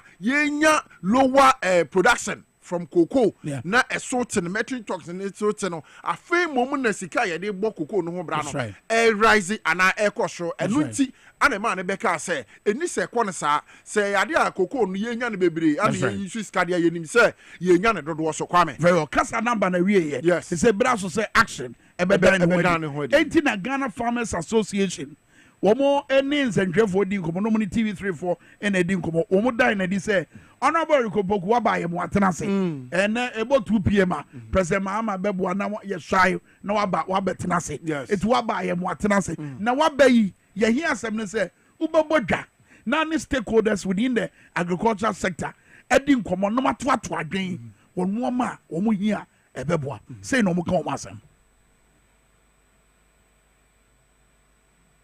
Ghana Farmers Association please yemfa video not to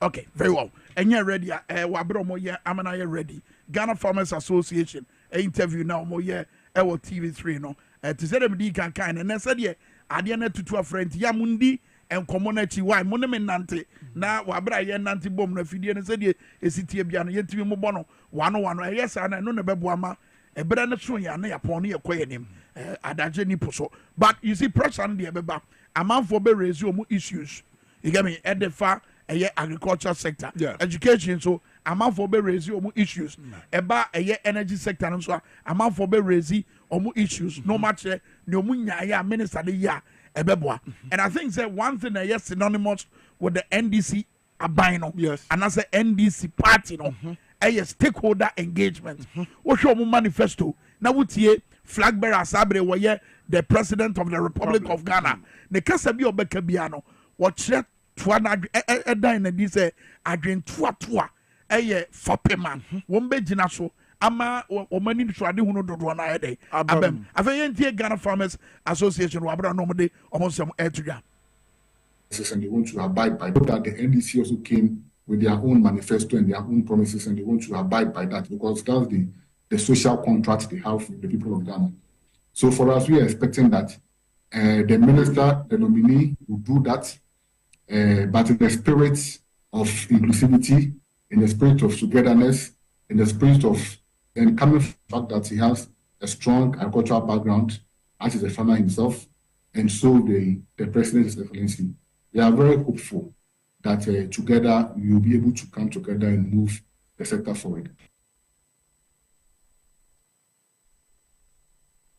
To another Jandama, Honorable Felix Fosukwache, Ebuaye, manning in our to try. Obuase nsem also na MPP raise issue say aban enye hohwe aban into one among Felix Fosukwache and nkoma woni OBD e wa Sempa FM and now osanya abotre say de esi cheche mu ya osansi sudua cheche nia aban no ye de afa and I'm hoping say obi busa no former investigation no be take we musa no dia ye da so busa ehu be nya sa clarity no ebe dan ne hwede bayentie Honorable Felix Fosukwache wabra no dan san commonality omo epra no with medical cost and afi omo ahwe omo nkwa no omo yiyem ni ade no kaso ye beboa kakra it is going to ensure say tensions na brass at least kromanfo no be hu say oh at least BBS dey na so omo akomapa because I'm sure Anglo God has done so many things related to corporate social responsibility nti say we it will help ebe ma asem kan no ayemre because akoma ebeba form na wetumi aka. That was all that we said. Yanka say no nti angrofo edifo. No. Ha say yenim so modifo a adenti ebe commission investigations. Eka sanction be as ya plan ya apply. So it was never the case say angrofo defo. Now me sure pa say I'm going to go for more strategies in terms of business strategies. I'm sure they would have considered on their own. I would be very surprised if it was not part of their plans. Yes, I will be very, very surprised if it was not part of their plans. Say they will extend this sort of olive branch to the community as a way of toying the fence and relations. I was very surprised that people deliberately pounce on that and try to create the impression. Say, and Mr. Sokacha will say, I was also surprised about some of the posture. Unfortunately, you don't have a MP before. Say, oh, we know NDC mebununti omo kodie tu trust and anytime Mr. Wanda say yan fa ne say asem kan omo ye NDC for nti aso say NDC ni bebunu yabonu tu ame ahwehwe ma should we accept or NDC nti and as MPP ni nya asem a or MPP ni nti na ban no enter the nation be before I don't think we can live in a country like that. No matter obi nipa nkwa ehu hia enya de a ididi agro won't me fa nipa nkwa enwura to press aban bia sane benefo ka no aboa wansman po bia nya hwe kra no obusa ne nsem enti se wo ya aban na wentumi anya hwe kra I was to me bo man for but at least kakra obeya wo de be bo man for ho ba no e se wo ye enti se bibia si na nipa dodo se yewu a e se aban hwe me sampa nipa na o mewu no kwa mo fa so wu ye no na e se fata ana se ensem fata na ye tu wana mo especially to make sure say innocent persons don't fall victim. It's not my another knowledge. It is possible. Who chew car a branch here? I should have for an opposite for bear can do pick up on my cross. Who can because they are armed and you are not armed. Not a cascasa crab, no more two. Only on my catch and so, yeah, traffic road violation. On mobile car and I'll continue to Mabu too. They may even be able to plant a gun. But that's it, no. But still, form bay. And as I should take a bamboo for no be bamboo for no so one opposed for Asra for yes because Asra for you involved Asra for none a Anglo God Ashanti in the bench yes Anglo God Ashanti you involved a basun kwoni Betty I'm on my questions yes and Kwame sense some yinara na mibisa MPP amonyo kono enra dey na akojo ponkro mamo ka wo ma shabe dwem se omonte BBMP presidency concerning DwaboAse shooting aban no one wan nti womonte Joseph Yamin national organizer de ma ndisi amonyo kono interview kra ye na ye wa fidie yi so asem isi ye ndisi mpanifo a wo makọ DwaboAse womo hunu say Ashanti regional minister designate Dr. Frank Amwakohene akọ for video no to so yes akọ ya sabia ho akọ womo a se womo de etuo no ka womo a womo anwuwu a womo ya omakọ di hu nkọma na enti sensem na omo ka no yemfutru a na omo wa abam na omo gusu tugu Ghana fo ani no eno no mpese omo to aso sa abere yi a man the person fan ntoma pa bi no ofri ana eno ne bi say MPP amanyoko no say wi ase no yem fan sem ntimi nsie efi say eda ho sa letter dated the presidency di by date wo so bi dia wo so enti mon sem amokan ye de be kire tiefo de kire ahwefo say mon hwe that say His Excellency John Dramani Mahama at the same yi e ba enti Dr. Frank Amwakohene Ashanti regional minister designate wabra wakọ hospital ho oni Ashanti regional chairman and this impenifo asante and mo ya wo mo hwe wo mo a tuo no bi aboba no bi kika wo mo a wo mo de wo man hwere wo mo nkwa no kwame eji se wo be yese sabere wo be ko so atwa ntro ana wo be ko so na watum futuro e de gu Ghana fo ni a mesusu se sabi once kwasa no wo tirimu po bi a mo mabo se mo de mo parliament am wo sesi a no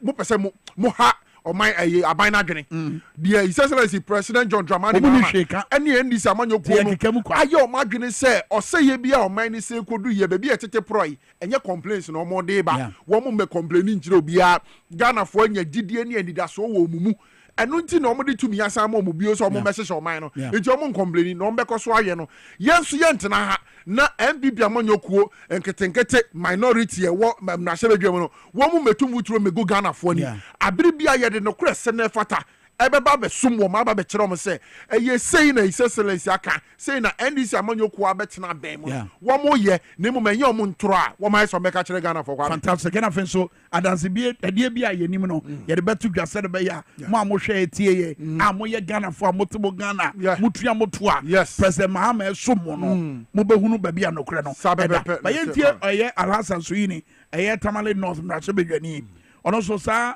na me nkɔɔfoɔ nya appointment ɛna wei nya no wakasa afa ho wɔde afutuo bi ato dwa me ne ne yɛ adwen ɔperempɔn ɛne ne yɛ adwen nso bi menim sɛ wotie deɛ ɛba bɛbɔ yi a wɔne ne bɛyɛ adwen hwɛdeɛ wei John Dramani Mahama is the one that the people of Ghana queued to vote for.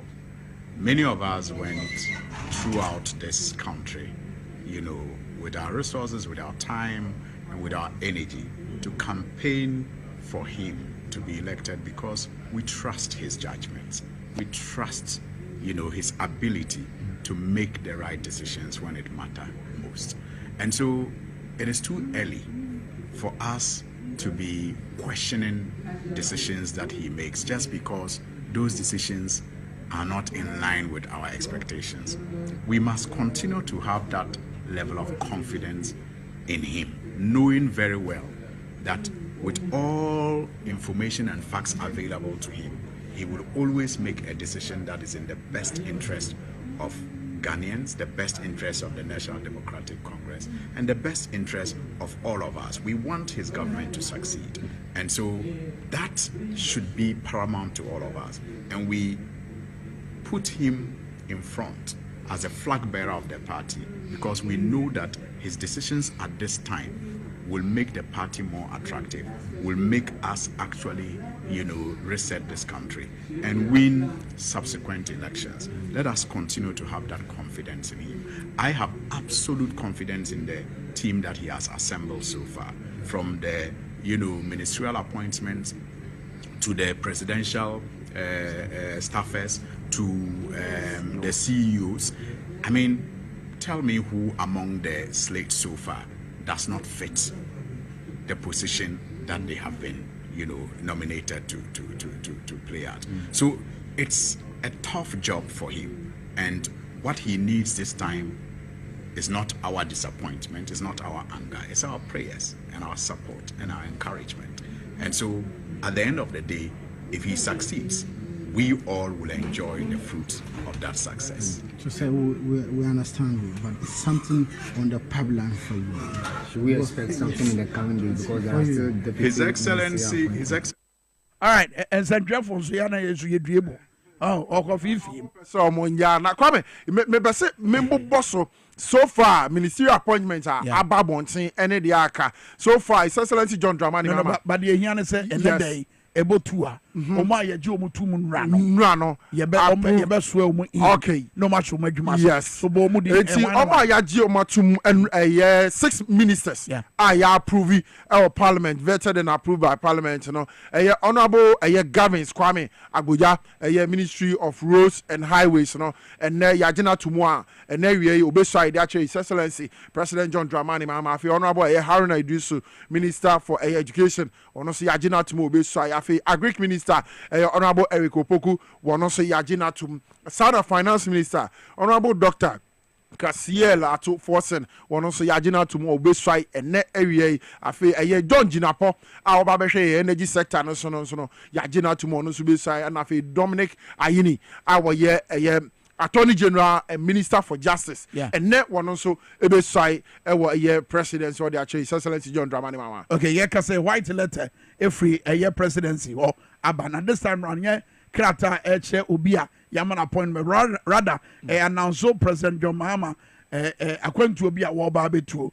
Mahama begins thank you tour in the Volta region. Okay. Now the presidency is pleased to announce that President John Dramani Mahama will visit the Volta region this Friday as first stop of a planned nationwide thank you tour. The tour will enable the president express his sincere appreciation to the people of Ghana for the overwhelming support and trust reposed in him at the 2024 elections. The president will be welcomed with a grand derby of chiefs, queen mothers, opinion leaders, religious leaders, members of the various labor unions, and key representatives from the informal sector. The momentous event will aim to solidify the bond between the president and the citizens while celebrating their vital contribution to our nation. The President Mahama is steadfastly committed to fulfilling his campaign promises. He has set a historic precedent as the first president in Ghana's history to announce a full cabinet within 2 weeks of assuming office. The swift action exemplifies his dedication to effective governance and determination to address the pressing issues confronting the Ghanaian. The presidency invites all Ghanaians to come together in unity, pride, and celebration during the special occasion. We look forward to a vibrant and successful event in the Volta region as we recognize and honor our fellow citizens' invaluable support and trust. Together we build the Ghana we want. Felix Ofusukwache and Anessa Eshekrata Yase, acting spokesperson at the presidency. Yes.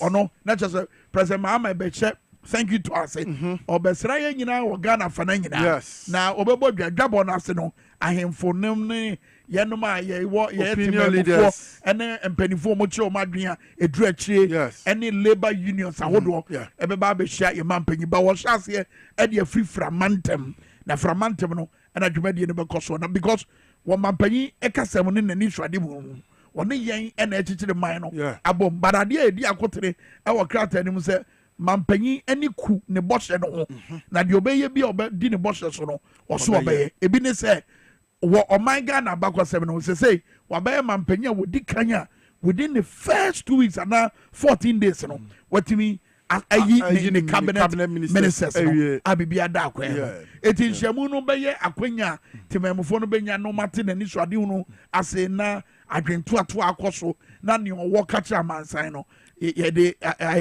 ato mo anim ete no sanity Kwame eti sa pepepe say the excellency o shebo time o ye campaign nyina Kwame no gu so o shebo se wo ba sene eniema akoyi ni ministers obepa wo mpanifo ne omo bedi dwa no one omo bedi oman ne ho nkunim friends adwuma no obebubu ni nyina no waye ne sa pepepe Kwame sabe bibi ade na akwa ma nti no ye hwanim minim se gidie ne ani da so Ghana fo enya ni mu no Kwame nya de obema Ghana fo ensesi from that edwa ne ye hwehwe ebusa ye nyina we so na ye fantoa ye dan ho aba ye ba nkomo no to aso be nko ba bia DwaboAse ne ye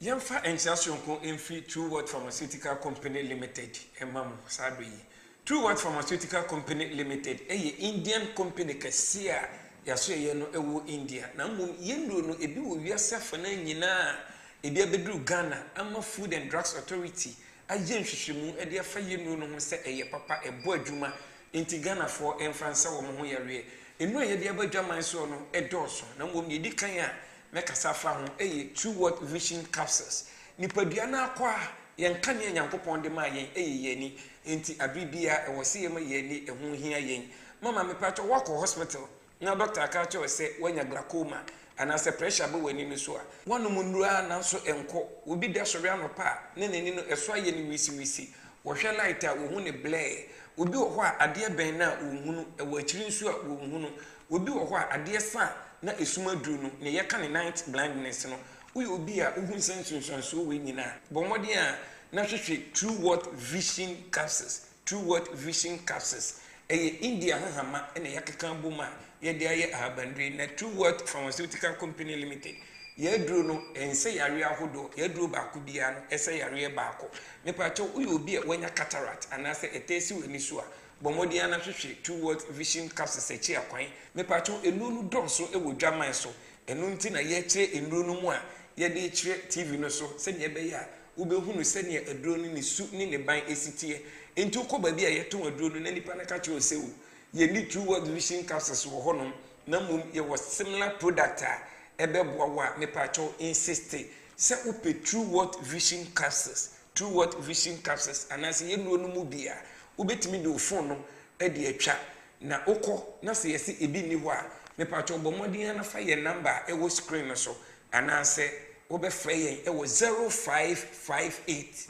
724 302 0558 724 302 and 059 558 2628 059 558 2628 na odi True World Vision capsules na wagye stem cell True World stem cell e de aka ho ama me ni titiw ene mu a glaucoma anaasɛ pressure no edidi mu akɔ akyi anaasɛ wa etesi wani so wugye na mienu no bu mu a ema wani yare no utimi enya response anaasɛ wo ho tɔ ententem na afi yesan so ɛwɔ True World Nerve Alive no eye entinimu adwuma anaasɛ esa entinimu yare me pa kyɛw wonya entinimu yare a wobɛhu sɛ wo ho no ma na wo nsa no ayɛ otitriti wo ho na wo nan ayɛ otitriti wo nante a na yɛsɛ pin ɛwɔ onam anaasɛ wɔsrɛ no mu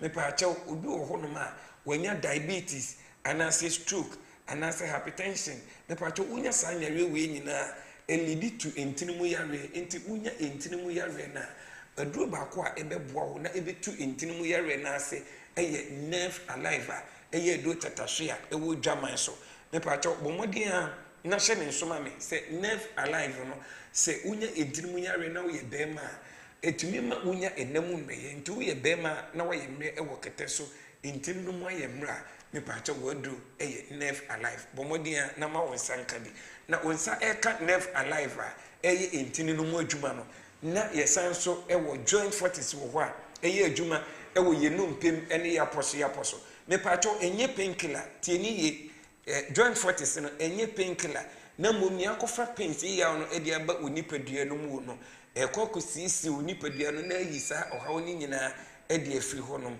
me patcho arthritis obi okotodua ho no na okotodua no emu yɛ ɔya emu tutu oje ho a enje obi a osisi wo sisi yare a emu ɛden atweba ɔto ase ebesi na ase me patcho onso unya joint fortis na ebebo na yi saa ɔhaw ni nyina ɛde afi hɔ no na yaduru a mekasa fa ho biem ɛyɛ male fortis no ɛyɛ emema duro tatahwe bɛma wuntimi mu adwuma ɛwɔ kɛtɛ so waduro ɛyɛ male fortis bɛma de ɛwɔ so timi gina onan so brane me patcho bɛma ukosine ni ma 30 seconds na wagya mu wuntimi nyina so nkyɛ obɛma na afo ayɛ ketekete wonya male fortis na ebema blood moje wose pompi ko bema no mu no ebe pompi akum ama ahoden atumi abom na watumi agina onan so eduro no aya na picture no eda o screen no so fa wo phone no twa ukọ baabi a yeton eduro no na o refi eduro ni din a fa che nipa na oton eduro no se wo ka che se ebi ni ho no ma bomode a na fa ye contact number eda screen no so e wo 0558 724 302 0558 724 302 and a 059 558 2628 059 558 2628 True World Pharmaceutical Company Limited. Your health our concern.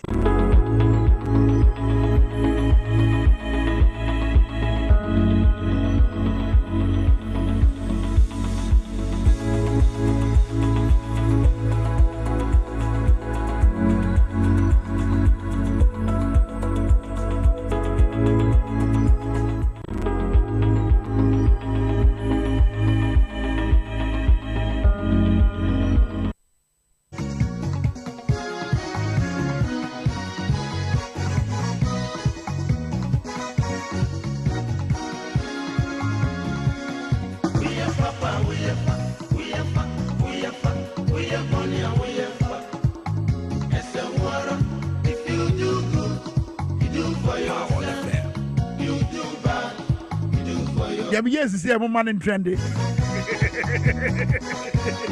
If you have a trend, me per trend, me have a new market. Me can't trend it. Mama me trend it. Yeah, micro minority. I'll see a trendy.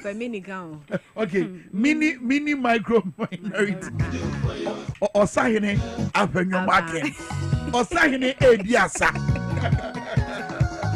Right, I'm also saying, I didn't for you can say, Ebremo.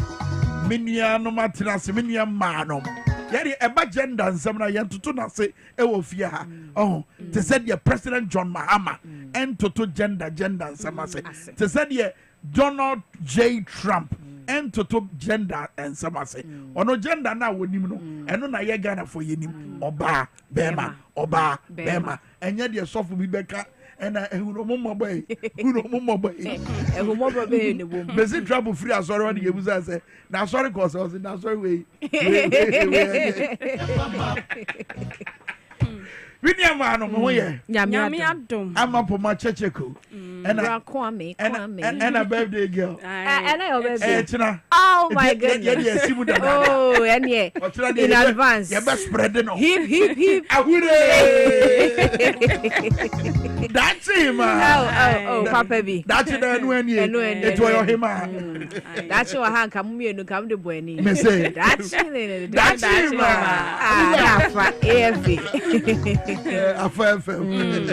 Anyway, said you better said you minim ya nesi. What die na dia. Ana me kwa na ya me fi. David, na dia chi. Sa. I don't know kasa. Se. Beso January ne nkontem. So chira da so ye January. Ye gusu o eyi o. Afedi ye gusu 22nd. Wa chetu. Yehowa. Aka ne be twentwen na ya. Twentwen na say. O say January bia no 2 in 1 month. Solid. It was said no companies ne dwene ho. Okay. And the adwumeru afọ dwene ho senke du January a. Ka o be ne double amaye. Because month ne chance na aba na wi. Month ne yira no na chew. Because 23rd o. And I let ni suye 31st no. Allah. That's the first batch of the money away. Think am the second 2 and here the no manage second part. But you say Ghana Juma for you na no be ya. People dey about 15th. People dey about 21st. Pensioners say omo dey about 10 pa. Omo di wie ntem sa na say. Ayasem. Anyway. I don't come on some so ho. Ye wura mo e be ne dey.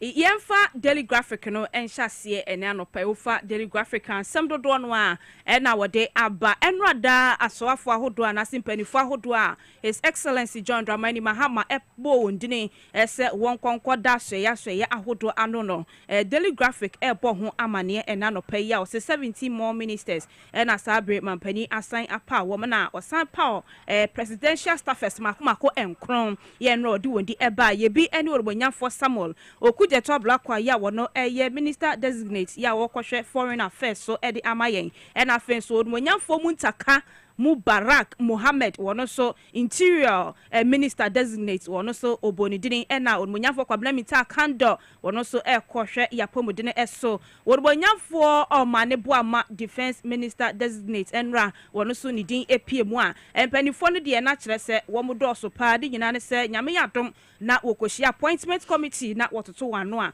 na bibia koyi a na kire se sa so ye ya mampanyin kire se wonkoda no womatimi akobba dwuma amade ma atimi akonka na kratai ne fa ye no etoso edumiensa na odumanyamfo Eric Opoku osoafo asabere wo hwe yenkuayo ene yenuane eso emayen abre ya okopie mu ewo appointment committee no ne said enya gina tum enti wo yosoafo oda hye ye na no na nanu ada okopie mu appointment committee no anim no ene wo de atudwa ya wo kire se wo bo man Ghana mu a ye ka yekuayo ho sansam a eya de hia pa ye wo se ye ma yani ekohom enti ba wa bai no wo de hyehyɛ ahodo bebrenu a ena agu akwan mu a wo de beboa pagya amakuayo agyina ne da so na ya kono ewo mem na mpo akuafo nso so wo ho atimi ahenha wo no odwumadie atimi akonkan enti wo kyerɛ wo de hyehyɛ ahodo mienu bi initiative bi ba wato de din sɛ Feed Ghana program ya we no sɛ adwumadie a wo de ba beso kuafo asene odwumade ne nyina emuo se ne be ya abre na abre no wo no ba ya hodo odi hu dwuma no ebetimi anyi abrane na wate so ema bebre eno ose de etosumie no ye feed the industry na kire se ye nuane no ne no ba ye no a ye betwa no ye betimi adane danimu na ya process bi di bia famfidie mo na enkoba se ye betwa nuane na guo na akwakopro na akosai dabi wo kire mu ani nyina ye hya hodo asabre no wode agu akwamu wode ba beboa ama o man Ghana kuayo no etimi egina ne nan so na krata ni feto so aduenu enwotwe na wonmonyamfo ya wo hwe o man ye nwumasua eso wonmonyamfo Haruna Idris ono so ya gina tum wo se ye schools ye senior high school no etoda ya na enuane ho akwatwe na nsen ye nyina ate de ekoso ya yera mahama aboa atu ho na mode ama yen na wo kire se sika etoda ya na ahwe ye hwe ye sika sam se wo so o de kɔ na yetimi di tonuane no ema nkwada no ya na etoda na akwa akɔkye wo se saa de ne ye how kɛseɛ paa ye wo se animanim ya ye ma yani ekonto wo so ba bai die bibia be ye fine and the me ya was asem no say amai and idache ma wutie MPP fana wo emrashe bedwafia wo say mahama say wo be ma headmasters no sika no ma ko pa aduane no ye hwe se obetima ya I mean how can a former education minister really kasa asem wey wanwa to da na adwembe no mo de te mamu ha because that was a practice before amode ade ne be ma aba fast stock ananyesa and am obesese say schools impending for no one na ekon negotiate wo dwom ebia emo no bag 20 cities we say be more 15 cities and ye sika be so no mo dia no mato no mo dia ba but here is the case I say ba fast stock no ye company back no na supply nuane ni nyina nti ekodu ba bi na nuane no onya ne do be supplier na nye ahoche na aba nti so obi adwene ho say saa de yenko back to the system na yenti issues of nuane problem e school so as yemhwe so betumi aye adwen finku ani adwen bone nko na aka omo me wa wo buy one per solutions aye de be solve that problem we nti no obi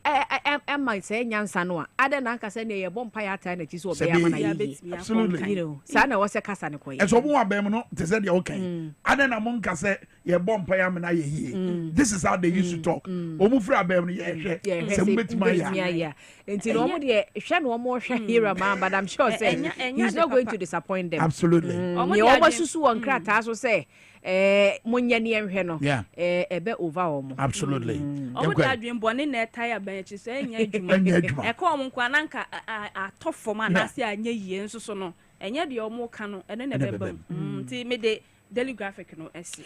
Mame fa the Ghanaian Times your Bokrata and so the most authoritative newspaper no pay what the Yera Ahmed Ibrahim ni mfoni ababanda emra she bedwani na yenim so no na ekọ atena ye behwe apapa memu ni ho dwumadi so no se o man ni benya sika pa ba bi benya sika free ni yentoku ato property rate ene ho nsem wo se ho sika o ho anke betua ba se ase ne jeje ne ya na go ye bi ho enti obe make sure se saade na koda enti ama yenya revenue free ho a on be start ya generate free ho na no so abeka yesika sem ho na bo amani ma ko ye ko beti no ene odi sa ensem we etu dwenra na ono so ka sa sem no appointment ayi Rajon Dramani Mahama ye ne ho nsem ha odi Samuel Okujeto abla kwa foreign minister designate mfoni da ha na Sam na te George ono so ko communications ministry digitalization on enye digital and innovation ho no no so e kwa akwhwe ne ma ene others nso de wa ha pay 12 komu a emu nsem ha appointees nso so a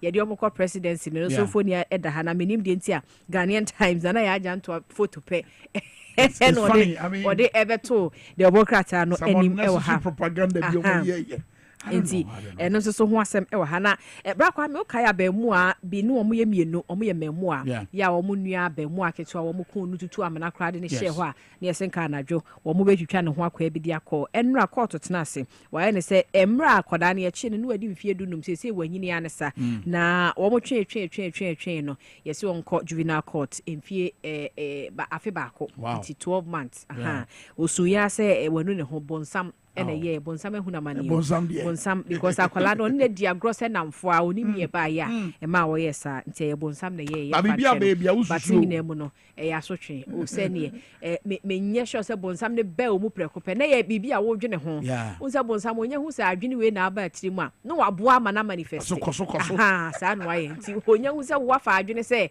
ade we na apeso ye a no ohu aso ati se no ne gap no do it this way go here pass here gap na be wa na ye wa mu asuma ye de no wa ye ti no so e ho asem na no pen sam ne do so Ghanaian Times no but ye mfa we mu entwem solid ye mfa Daily Post da bokrata na nto so e wa ha se ye na ofa Daily Post a what the Randy ye Dr. Randy Abe ni mfoni kese pa abeto Daily Post edim ha ene anopei na ni nyina ne se His Excellency John Dramani Mahama Ghana Mampanyi Sabre Wapao Dr. Randy Abe se Penia won konkoshe eya my Ghana yen Cocoa Board so say acting chief executive officer Emfa Emma Ghana Cocoa Board Dr. Randy Abe wo yen semtroni journalist or sanye football administrator na Mampanyi edenam ni secretary so ye odmonyafo Callistus Mahama so enenrada wo de sankratai eba ya wagina my Ghana ya mamra no so ye article 195 clause 1 ye constitution ye section 12 clause 2 Ghana Cocoa Board Act 1984 PNDC law 81 so ena sabre wapao Dr. Randy Abe say acting chief executive officer Emma Ghana Cocoa Board or Jumaya pa Joseph Buahi resign on what the kako no resign na minimum a omo try be do this point answer because you say a government appointment what by no appoint or boss kasa no to ye den a wo twa ye di obi aba answer no resign or transfer be ye dem curtains no entre na gu kitchen ho no so we free answer enti se said the Randy Abe or Jumaye doctor or Jumaye pa na oba so a ye Anthony Kwesi Sapon wono wa your partner edema KPMG wono so mampani apa no say acting commissioner general Emma Ghana Revenue Authority ye Jinyare wono so ho seminar no pa Daily Post ebo ho amane na oba nchen ha so a wono manyafo Dr. Kesela to Forsen enani abre pa soafo show my Ghana ye sikasem eso na wo to bia mane dom kuma wo mra hyebedwafie wo se de omo ye kura de wo dwene ho a wonte ase da bio mampani John Dramani Mahama yedi ni si abanwane so no anya bia wanya bosome no nyai wanya na wotwe be miedu pe yedi ni si so 7 January na wotwe mienu ni na de don kuma na kire no ase yedi ni si so ano obenda ne like omo hwe ni mu se enka yedi ni si so ano na dane wa bro mo no eja o se ye enya sa na ye ya de o mo jai no so eche nkuren so ahu enti waso omo nya de omo che kra no give us a break so a break ne dia mo chewo mra hyebedwafie ne Ghana fo mu huru kutukutu de ma se o my Ghana akwa kodro o mu huru se kutukutu asa koto awadende he semara kwa nti Dr. Kesela to force na enra dan central phone share bo ofra ye wo de sansem yi etu edwa na oba ha say nsusu a enka ne mra hyebedwane a no jama de hye ya wo ewo subin abato mpesua no so wo do manyafo Eugene Boachi entry wo se ade ba ko e kan ho bi ma NPP amanyoko no wo mo we ye ewa afia abato no se abre ya SHS placement no eba ye no na NPP executives ni bi wo hodoma wo mo tonton SHS placement no bi mu jisika be 5,000 ni a kire no ni ade a wo se no kan ho bi na ma ase awofo ni bi bufu ya afi no wo mutimi afi atwa mu wo mutimi to aba no editi a NPP abanyoko no a wo chese de course no ono ana ba mu nipa na yes ade no entwa yie ti yewra Eugene Boachi entry wo keka bi a kire wo when na wo so mo ye ho press conference no mo hwehwe se ni akro no no mo de na to na committee na ko si say yes I wo madwuma no yes wo mo nyai o ho na se wo mo nyai o mo keka ada fe wo mo hu de o mo re yes obi abo ho se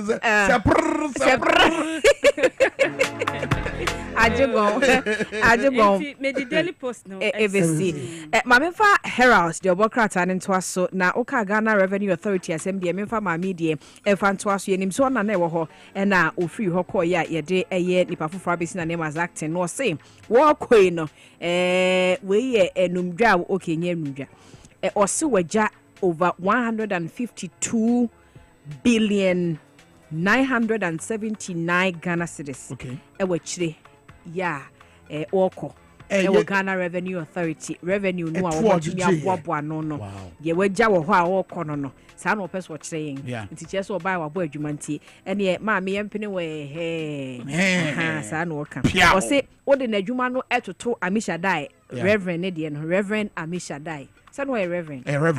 What is tune de ho na chese wono no wokɔ nanim nti obai oboai papa say no an opese ye bona baso so aye adwuma ene yempre na enti eno so ho asem no na krata e oba amane bi wo ha o say from antemo na NDC party office wo ho amane ne say nipa bi no akotwa jade ato office ni mahye ni nyina aye pay appointment a abeba ne ho sensem bebre ya akoso no but sanka voter region so the appointment he say Ira John Dramani Mahama wayi okujeto wayi Abuja Governance wayi Ketu South and Standogbe hello Jifago Mashi Standogbe hello ono so ka ho hello oh yes Standogbe and bebre na wo ho otiase enti no na appointment is onwie otiase onwie na no say yes balling so sa and so balling phones we dwa but I mean that's President Mahama ne thank you to no or shall say o voter region enti okwa obe address some issues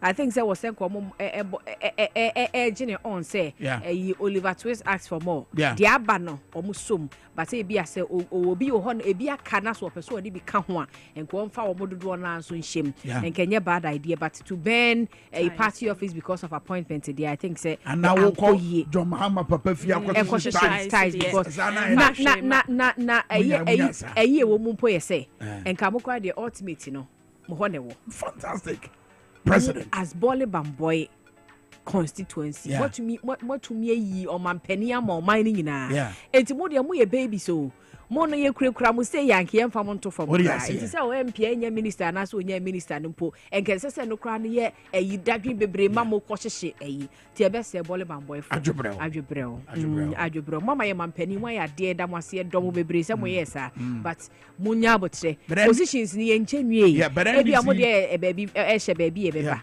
but then this as a party no me feel say omunye engagement ahodo kakra to say the nana me di kan very necessary strategic groupings any nkofuo bi so na muni omuni nkoma eni nkita ho nche o say de wo mu trim because say information ni wa na obi adwene de opeso adwene ho na ho no na bonsa no so na tokro na beda ho gap no so beda ho a ene na gap ne bedawa na nso so akoya asem enti ebe se omo ni omo nkasa at least na mo afrefre o munya abotre afi na appointment ne ye enti obi abenya ne so ne de abotre but mo ye gidigidi se si na se mo makoya mankrofo bi anya mo enti munya abotre amegidi se omo ye mabuni omo benya abotre na omo ahwe enti mpanifo no ntu sansem Herald Obokrata dia wo de bai no na mamemfa breso sem the Chronicle emre na ofa krata ya ne fa ye no etosumie no wode papa bi friend Salifu Ibrahim ne mfoni aba o chese odi ne juma Zoom Lion o ye Zoom Lion Opra Mountain so Zoom Lion Opra Mountain so okay odi ne juma no ewo eyeta male o chon be se no momo o birthday no Mr. Salifu Ibrahim more fire you celebrate you no pay na yeso nam Mountain so tamale Mountain so sa na ni kopie sika bi so 20,000 Ghana cedis. 20,000 Ghana cedis. So far, you know, one function. One function who and what they command and penny for say. Makonya Sikay. Now I'm so more born who de rama Nurano and Saka into a more bonabasso. So I had dear bonabasso the crack say. Oh, sir, Yami Shroud say, okay, at least a mobile man be cry. Aye, almost say, why ya the pass? Because you'll be an and then me pressure way. 20,000 Ghana cedis. Na me de ko say je me budget. Oh, me say wo nyesa. Oh, David. Oba salifu die. Ye nyina salifu. Eti eno no na empanifo nsia ya sabre no mrahye giwom etum no eno so bresosem the chronicle da bokrata no wodi munsem aba. Okay. Enti bra kwa me yewie ni nyina na futu akwade ama ye mo e wo pese da che be ko into politics no. Okay. Ese yenya a stable career ansa na situ na mawa yetu sa na mo no enya se o politics we mu na ho edenti na uni eni background bia wo bibia mu because parliament aye ko experience ka ho ayede ko nti nya se wadi 18 no na ukọ eyeye nti no wasesa ho ase ukọ contest wo empeso abi so se ento aba ma enye sa at least for unai si bibi so said ye be ya ubenya that experience that exposure na eni nyina ka ho bi na bu amane so ansa na be run into active politics. Where my man for instance, so we say the bagbana. No ends in training. No ye do fear. Or somebody your friends say executive edema NDC Amanyokono. And beyond that, no year you know maybe on the side. So with that back, you know, our comrades will be you know. Oh, experience, you know, and they said you're not going to any city. It is Asemia Abuja of his EK, a very good football, but the ever stable career number, and it's a movie baby in Yuma. Mummy Yuma, Mama Mebruning Juma, said by your Munya, ya, no person venture into politics. Wabro Manu almost stable career, no more. So Mumma Juma, because I do in you are. Nya de nipa no so benya bibia o ka se ono ankasa nko create na adwuma well eno wo ho but we nya funding na we nya sa support na be mbo kura be ma entumi nyina na so with encouragement and all that ne be we ama that's him my birthday lady yami ya do achina champagne de be be fia cake kese watch out na be host show watch out me paper review na be host show me that was it. Let's talk educational consult. Madam Time Bomb, I crowd our the educational time bomb every now. Kaisa Bononkra or mine better than some year you do come on no. You be pense. But Sabre, Madam Time Bomb. Educational time bomb with the Madam Time Bomb. Mazam, good morning. Good morning, Kwame. How are you doing this morning? I'm good, and you? I'm doing great, by Grace. It's a lovely Wednesday morning. Yeah, beautiful one. And I'm loving your African print. I mean, it's just wonderful. I mean, you know, Ghanaian wax print. You know, Kwame. Original, authentic Ghanaian. I told me Amisha is older than you. What's it? From grandma, so you should know that it's older than you. Kwame, good morning to you once again. Obibiara Retahan. Yeah. And a pay, as we know, so do Wednesdays. It's all about education and how best I mean our Yaboboa here number from one of the main Zinkan Market. For us, we will talk and help get to the change in motion. Yeah. But here, we may not do so much. So, I pay from Let's Talk Educational Consult. Ma Obibiara, a lovely good morning, and to every parent, a good morning. That I pay Warshahan and Wartahan online and all that to help you number from one Dutch. Yeah. I had a conversation with a 6-year-old Emma, and that 6-year-old was telling me that. Mr. Sir, I said yes. No, we were working on something. Okay. And I said, who did this? And she was just standing there. I said, the one I know I had the mad. Now the uncle Samuel will be him there. What is know me? Only the first person can know me. Now there's something natural with children from 3 to 6 years. Yeah. The moment where a baby now a bisan worker there's no me. The first person to say is no me is me. Inti why I don't know me who did it? Or told the man I could mention that it's no. And I said, but why didn't you tell me? You used to tell me nothing. You don't know. When I do something and mommy comes and I tell her it's me. The way you would discipline me. So me these days, I don't even want to say that it's me. But that's a bad trait. That's a character a lot of parents are building with their kids. Unconsciously, they are not knowing. Because senyoba oho now or your baby not to make a door, yeah, that should tell you that anything on your baba is home come. But when you start a cast one when a shout one, a May and I find who there are no may and I said Banebe days are manka, then you know that you have trouble coming. Into a button narrator, find a nice way to go about in Yamabi with home from, especially when it comes to discipline. And we are fond of one thing, say Afraba fi school ba, na say o can be na where the nan koye and as when be the nezina one koye. Our first notion as parents in the of a school. Into we go straight ahead and then we ask. We ask. So you learned this at school. Who did you learn it from? But when it comes to learning and conversation, children learn from each other. Into as a fabanation if you be one be sent there or no seeing you know. Obisi a baby fininche na na nyimpa no osia the mazini fininche no aba sem no ken about it. What did he or she understand? It is a sebio afababi asha ho baby na so ankoye, and then your child comes home na so no so can the same thing. Men question for it, so you learned this at school and your teacher was there and I went in a one share and all that. But then ask nyimpa no academy did they add anything to it? Why did the person say this? Because it's life, it's communication. They communicate, they learn from each other. As ono or negative, you know, beside you pana or can no positive be na. That is where the child will know that as I'm not can hear wrong. Into the mama on Canada maybe on Canada. Next time I probably be condemned so or no super dog can be on beside. Why are you saying this? Or Banadene candidate so that they learn from each other.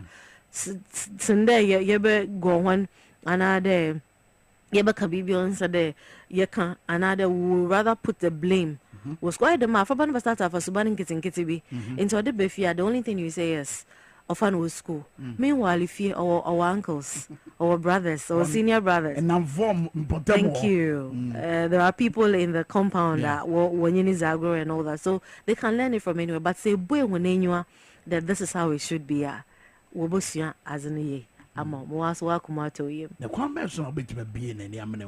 Okay, so as a parent, the kids hardly listen.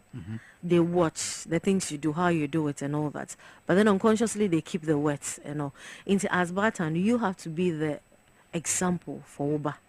Be that example that they will love to emulate. Into all school no be a baby, but miss mono be a different. Into about the kids who come from homes that are very quiet, they don't shout, they don't scream. One can say or boko na then what the baby na did they coffee did they or jump way abonde they look at them. So you see them aura no that this is how this person is. And it's funny other kids learn from them. Why is Juju quiet? So why is it this and all that? The master so from home we need to start building it. When they say something and it's wrong at home, let them know. Oh my dear, we don't say this. Why don't we try this? Okay, don't pronounce this word this way. Don't say it this way. You can't say. Don't say it. Another don't say it at all. It's not a good word. So you teach them the difference. So they need to learn. After maybe I start addition from Ife. That is why I say, what is the relationship between you and Woba? Here, there are some kids when you really observe them from school. So parents permit me to say this. There are some kids when you observe them. The moment you call out this, your mommy is in panic, obe poo and obe peace. Sorry. Why? Because we're finding ourselves in an environment where that child is very open, very happy and all that. Or relate that to the strictness at home. How mommy onyene bakasa, how onyene be relate. Didn't tamna yamasenko, yede ni yamasenko. Will you stop that? Will you sit into one kasa from 0 to well, how are you know? When you understand them coming, well, how are you? Said to more from an answer. When you understand their kids and know that definitely they will do this, definitely this will happen. You will prepare yourself for that. Then the moment children comes your way in the anger, you have to find a way to lock it. And then look beyond anger and say that, oh, okay, Miss Miyafa ban mi yebi. but how was I treated? How can I do better for Meba? It could be that the mother has built some form of relationship with her friend na kuma. Yeah,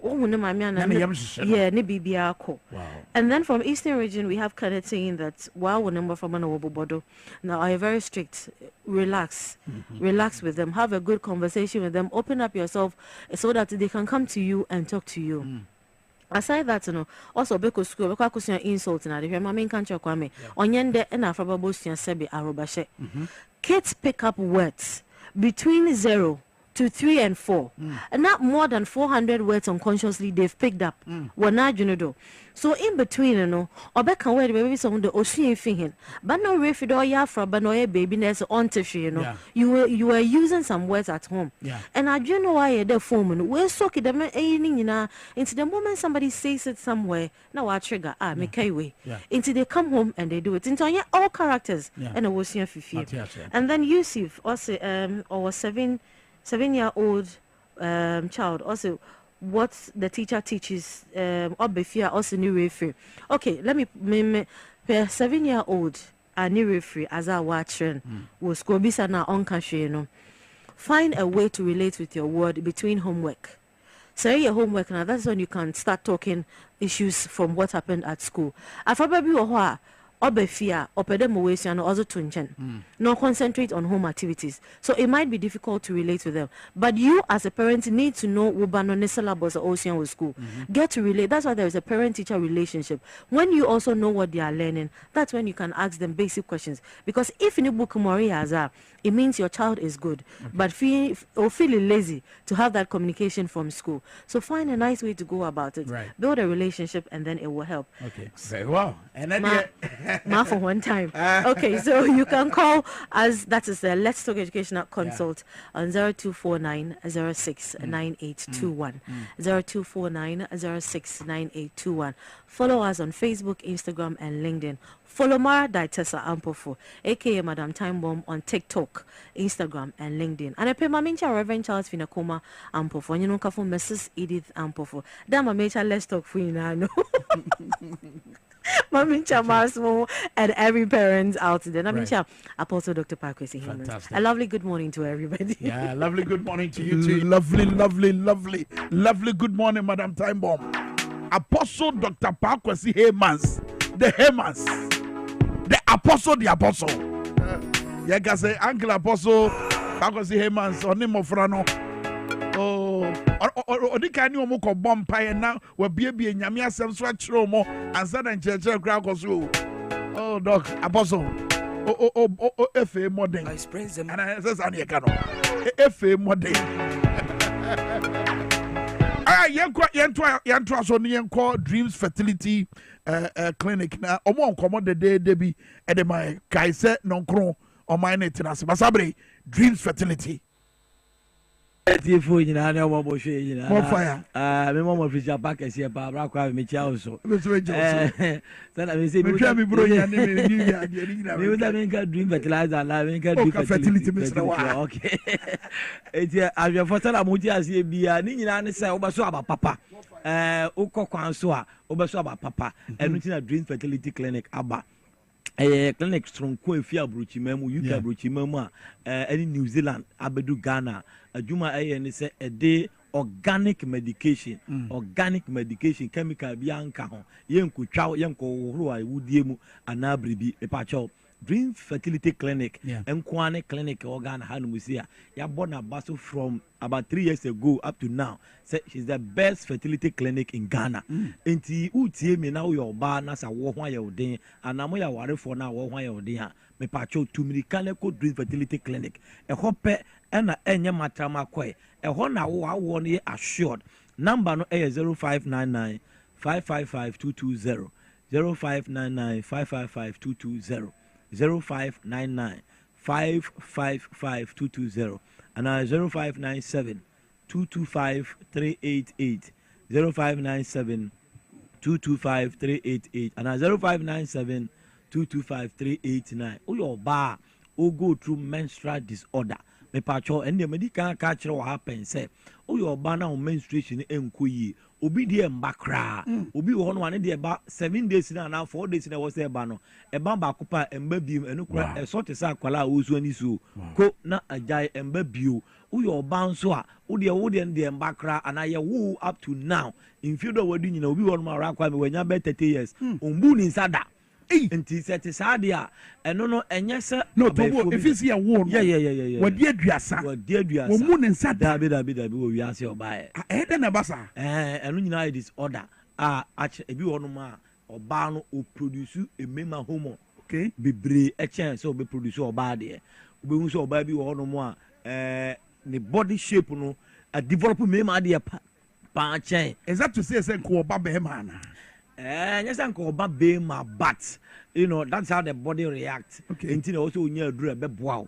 Now what to me increase or bar or hormones. That's right. One could for about you say baby, bar and this is over you say baby over you. Sadi Nina there. Chesa who produce a mema hormone instead of bar. Until bad dreams, a bema will draw, a bema will bar no a develop kama into a menstrual disorder. Now, o menses and bay cry, over dreams and idea, and idea, and the joke, and the desert, and no, oh, fans and our wafer do Nankasa, a becker nephew. I dare by quite saying one dreams, and I may ask or any say. Uru dreams now when you're 45 years old, naturally you'll be able to say 45, and now Uchabra 45 year news. That is the medical age or baby, Uchabra. But Uchabra now so open Enkutu dia Uber Dream Fertility Clinic Yama will draw within 3 weeks from the day I will do now start up to 3 weeks no I was a wow woman who post no say ye bra bio wow ai abrowa be bra obewe bra asan ya wo bio ebi si be ebi ni ba bia we ni Yama Dream Fertility Clinic number no 0599 555 220 0599 555 220 and 0597 225 388 0597 225 388 and 0597 225 389 me patch your bar yakoye operation wakoye fibroid operation unya miscarriages and now ufa yefru na say saa de ni nyina no dreams depend e one no dru e one no pomasi bre patch wakoye operation and wakoye fibroid operation amount menstruation agija wakoye abortion amount menstruation agija I can assure you say o menstruation nko yi awole ntimi mba ene onya duro empire bia ntumi nso for dise nyame ankasa bam but urban dreams ya open e bema waduro a eye eduro a eso wusa problem na anije samba ko no bra Kwame ya maame Dr. Shirley Williams or that dreams ya know your bar wa go through infertility problem for about 7 years in marriage na awo emba na ono ya ka chen say the tube no kura say bakwa say a damage entimi ma oba emfa yefunu na emum o sha ase se o fa niam bi asua niam bi ani abrofo bi atena se am ya cheche niam bi no ena okita nkwala makoma yensa omugina omo naso kama pa enti ya kire so tube no ma block bra be IV bra be tu 300 million 500 million no eno krampo surety no form you know we ya 3 times amfa I say dreams fertility we do on my do de be man ain't that say won so opese offer your fru na won to me wo number no 0599 555 220 0599 555 220 and 0597 225 388 0597 0597 225 389 and 388 okay the same number last week and 998 me sorry crowd pacho man can me mad there man be so mon kwa no more infertility problem pacho obema wo low sperm count obema or rectal problem obema na intimi so obema no ahode wo intimi ntunsuo no enko ahemfie ho kama who say rakwa me sorry so no so obema no sperm no so obema no ne bema no yetietia na oto sperm ne gu kwan so na nduru ahemfie ho no straighter emoa no so vulnerable say from even a seconds to swim to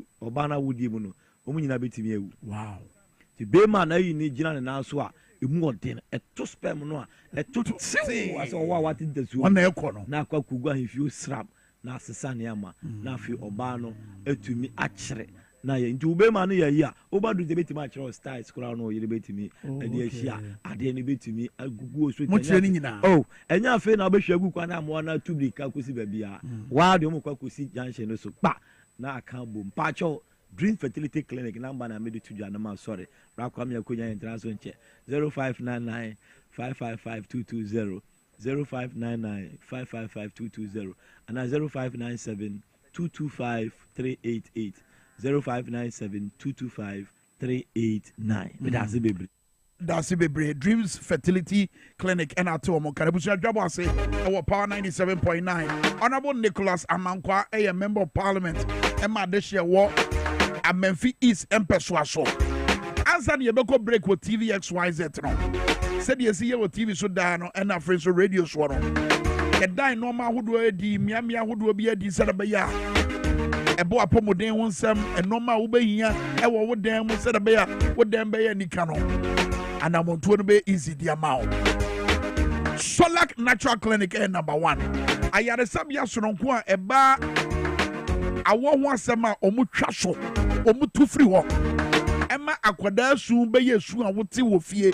Now when ya kafie kidney problems, liver problems, edema, insomnia, drana, won't be na prostate issues, juice or more how urinary tract infections, and empamunsa yadia, sexually transmitted infections.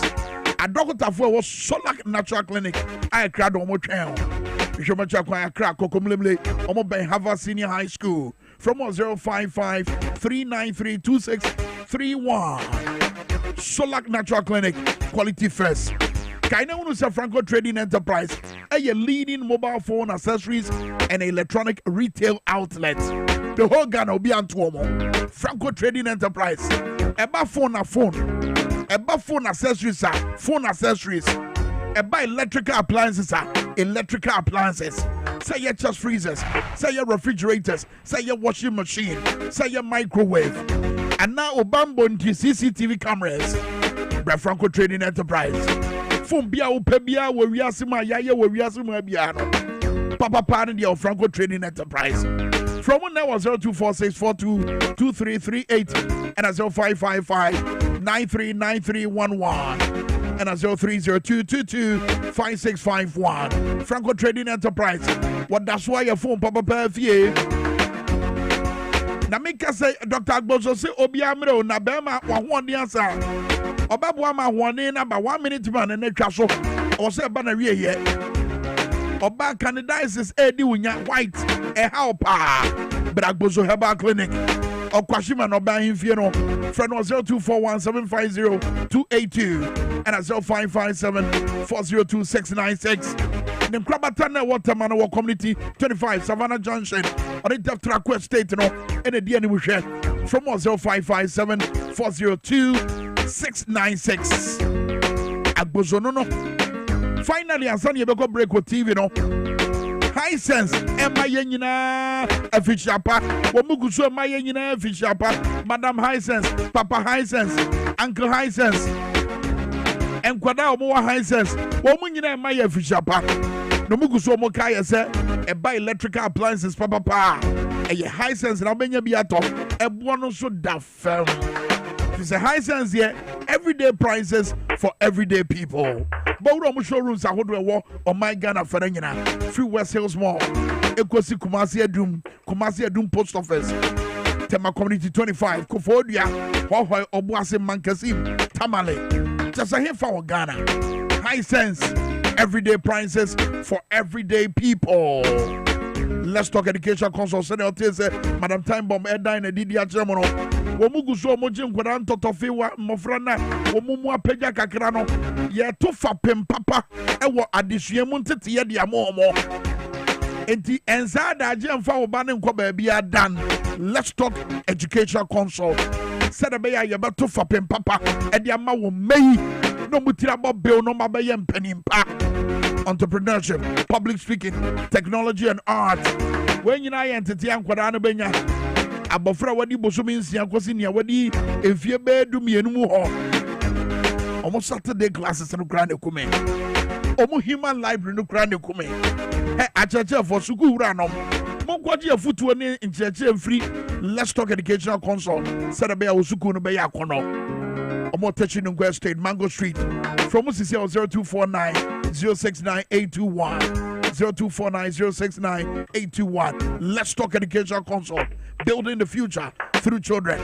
Yeah, Diane Wabas is here with TV, so you're bar. You know, no one man quite Asian commodity nasi. You're best here. Live on.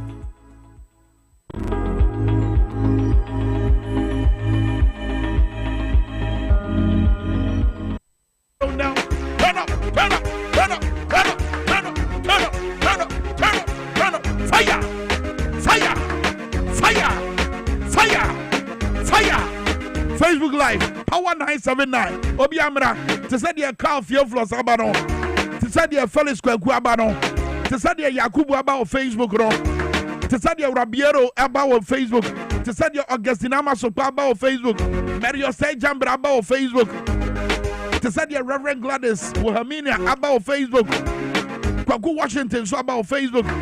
I said, now I can build my lovely house. Kwame, you're too much. Yeah, you're Minister for Works and Housing. Kwame, I said, right now I can build my lovely house. You see the appointment John Mahama is making. Kwame, Etienne Yabetiasie. Etienne Pan Yabetiasie. Mommy, Yenya John Mahama no nye Juma. You were Gideon when Muntini to Abamano. That Isaac said, you guys are doing a great job. Antoinette Eche was the MPP for no as if they were better. MPP for no as if they were better. No, MPP for your idea, Ghana and Russia, MC, with him, whether I can some far to force into somebody, but yes, I'll come back. Mummy and you know, more 2 years, our Russia, and to be a normal, yes, President Mahama, to trust some more cost or memoir. Ye jijin ko forecast ye jijin ties ye kunkum ko for adana president no enye bibi mfa wa bra emra oboase incident ni see ye no President Mahama issue statement emra eye enkwanta edie ni see ye no statement every presidency ho ba ye emra President Mahama ba ban mu boko incident won wan kase to anamon ko boko ene nananom atena nkonya kodi nkomo ewie ye kire se ye kwa yanim no his Royal Majesty or 2 votes say to Womubaka Batrimuna and Amontua Woodwar Abedda Kwamam Yahre Amashundiaba. I find so eba Bambo Hun Sama Woodwa SCC Nanseyemua. A CP, there's a statement from the presidency. And this is a clear departure from what we used to know. Brana President Nanado Dankwe Kufuado war. Oh, say ye gra. Yabo Timemini Nemutu. Yabo bitu wabra waya yechre president nka wasem da say ye election 2020 ya tutu tuo di abote memu for president no wanka wasem da ene president Mahama ba wadi 2 weeks yet mrasho begefte with no with the micro minority no watch them right?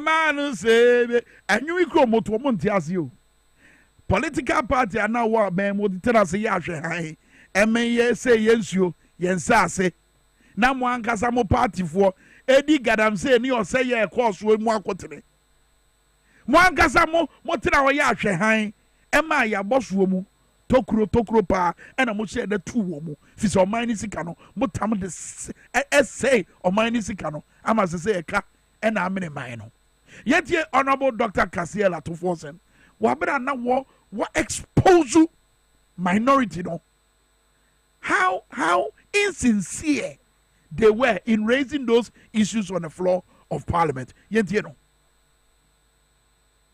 the recent confrontations between small-scale miners and military personnel in DwaboAse, which led to the death of 9 miners and several others in critical conditions. The death of 9 miners and several others in critical conditions after sustaining various degrees of injuries is most regrettable. President John Dramani Mahama has already ordered a full-scale investigation into the incident. Following this incident, we in Parliament have noted a desperate attempt by the MPP minority in Parliament to politicize the matter. The MPP falsely claims that there is a so-called upsurge in political violence in the country. They also created a misleading impression that the unfortunate demise of the miners is as a result of political violence. The NDC Majority Caucus in Parliament condemns the desperate attempt by the MPP Minority Caucus to politicize the unfortunate development in DwaboAse. Instead of sympathizing with the bereaved families and applauding government proactiveness, the NPP minority is dabbling in cheap politics. Ladies and gentlemen, it is obvious that NPP is yet to recover from the shock of its monumental defeat, and as such, they are engaging in cheap politicking. We urge them to come to terms with the resounding defeat that they suffered in the last election and allow the 2-week-old government to steer the affairs of state in line with the mandate of the people of Ghana. Already 2 weeks. Now them pampers jaso. So be man pampa. Abofra ya won already 2 weeks. Wa bo ampesie. E de ba be sha abofra nanum se wondi. Na abofra no ese be no de bere. Hey. Abofra already 2 weeks o. Na atwemienu. Abofra ya wo no peche. Ya no amu. E de ayi nantwinam a ya tie ene ye de atoso se abofra nini. Eno na MPP for ne ye no. And the Omoyano Grand is as if they are really speaking to issues that are real. Omo fantasize bibi ewo mu trim. Eno omo peso omo pia ene se Ghana for trim. Sada beya wo mu nsusuye mu no Ghana for ebenya aban ne ho tan. Eno na akoso no. But one other issue so was ye di unjuma sana. Me the honorable amankwa abem wabra ye ne no ebehye nkomotwetwe na se. Yeah, vandalism and I say or say yeah Tash here obetimi the Bollywood boy video na to so Tash here course war Bollywood boy na fe yeah framantem so and also near a course war no Erica J deputy communications officer Wabono region, and in fact deputy spokesperson Emma the then running mate to His Excellency John Dramani Mahama say wabe mampenia bedeche Professor Nana Jane Opoku Ajimai. Eric, yamwacho mwakwaba. Kwame mejo na kumwe. Nyamina down, my msafi yankasa ikrao. Na juba bebreba mabo nyine che. Oh Eric, the week would you here 55, we know 1 million gun salute. Kwame na what you No, but I'm being real with you. What boy juma pa, what boy juma, and Ghana celebrates you. What juma our boy yeah, on Monday more and as I say.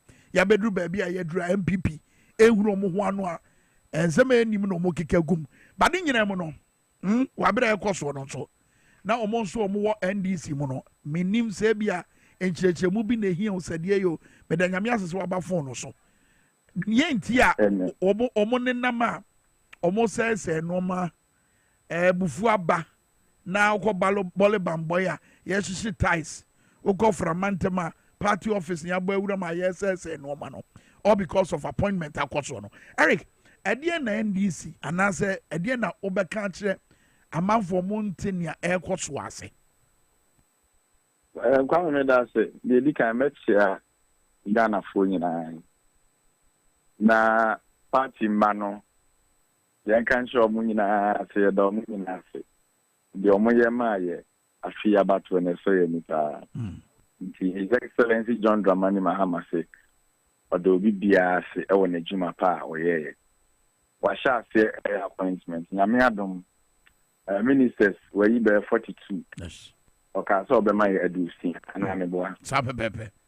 42 now, yeah, regional ministers. Now, all the 16 regions will be our minister, and some of the agencies, and also no, chief executives are Omokoho. And I say, say, G-Hawk, Cocoa Board, Randiabi, Jenna, GRE, Minia Penny, Asapon, and also by. One would say, party for Ninyabutre, and that's upon Jenna by me was an uncle for Bimo Kasaka, John Mahama that we know. Uncle for Bia, Obama NDC, Abaya Abanabebo form. Sort of say. The other person that I know as a finance minister. Among Conco be emmet na by one nipano emma ya bota na ya de bon to an NC people. It will be a in family be no deserve. Near GRA appointee say, yeah. The question the background, me share be a way Juma Kwani experiences. Including I realize that. Yeah. Yes, I realize that these are the caliber of people that one bit near boy at this crucial moment. You're quite German, so you never see a plan in the other fee. If you will say with such a person or experience, no DBFE, no the Bebo, Kwanya and Befaso, am I yet near mobilizing resources within the Sikana in Unicorn account? So, yes, party for no. This relax. And now, you say, Volta region, or baby, yeah, and a Savannah region, so baby, maybe a party office, then your best rate. The fact is, I party office now, they're Nipana or command and only appointment. And I want Kazanso now, which is an only me appointing. You should know, say, Nipa to Obama NDC this election. Look at the number. You could be 7 million. You trade people 1.7 million. Yeah. So, Obia, be open. Me, I want to make a say, send me a campaign, see a mommy appointment. That's true. Sanity. And the anonymity compose mind before some question party officer. Now, then, yes, and no. Me, a Jumano Maye, Ubia, Timopo. What did I say? It is the question I hope Bunuya was so different beside me. Now, maybe the may be in Yana. And then there was a man, I'm a question party office. All because, say, I'm an MP, you're money minister. And Nipa 180 something or more parliament. Obia deserve so your minister Nibiana. There be Obia be because you see the number being there by Nipa 60. Okome regional, you just one. Honorable Ibrahim. Yeah. Meboa. And no. For local government, and a regional minister can no. Yeah. Meaning be a deputy minister and on bedroom Yabaku be a can there. But that doesn't mean say you didn't so there one. Let me saw Volta region. If you want, chief executive, many a penny, Makulu, on your voterian. And no. Huh? Afechi, boss, on your voterian. The Lagoon Hat, the Denako Petroleum Commission, on your voterian. From Anthony, yes. Many a black on your voterian. If you from Anthem. Kufia dam to me indirectly, no Okabuma, they are from the Volta region. Yeah. Meboa. I mean, Roxanne Daffimeko, Guyana ship on your voterian. That's right. So why are they doing this? Emerson man for dream in Yanko, but you see, and one thing, I clear and say, Wabra, party for the Bible for Modamu for Edino. MPP so more a yam Rashabino, take advantage. Be a chronim cry to the sense and run up and your marking a argument be say about regional balance now. Money Ghana for ending ye about a ma financial a year President Mahama appointment or money Ghana for ending ye. President Mahama appointment or year. So where from these issues? Why are you? Ministers, were you 42? Aka 18, no when you're 60, never. Yeah. Chief executive appointment, and I hear now why. The why you drew 15 grand. So where from this? Your best party for no. Eti obi asomu wa Savannah, no obi somu wa Bono, no obi somu wa Santiago, Koyana Seba. That shouldn't be the case. Now, okay, Savannah for no mono or Mubu for the president, I'm written there. Huh? Well. Amen. President Mahama Ofibono. There be a Ofibono. Bole Bamboy need this year. Now the ono could appointment in Nina si wu kuro mu wo si ubofu. Yehoah. Now the ono also that reserve one day. They should stop this. The good who are not President Mahamenya no. Man from woman, that is what we want. The best demo. The only party I mean or NDC no me what the MPP Samia I mean said it. Emfa. I didn't see you.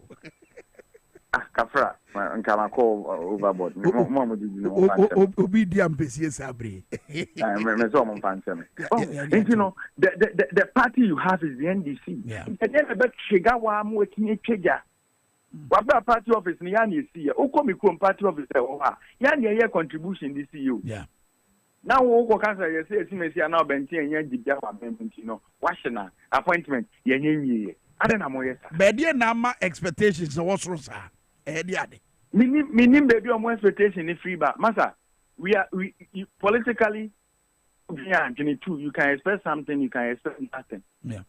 Every politician always matter. That is how you should be thinking. So Mary Kejame no can say.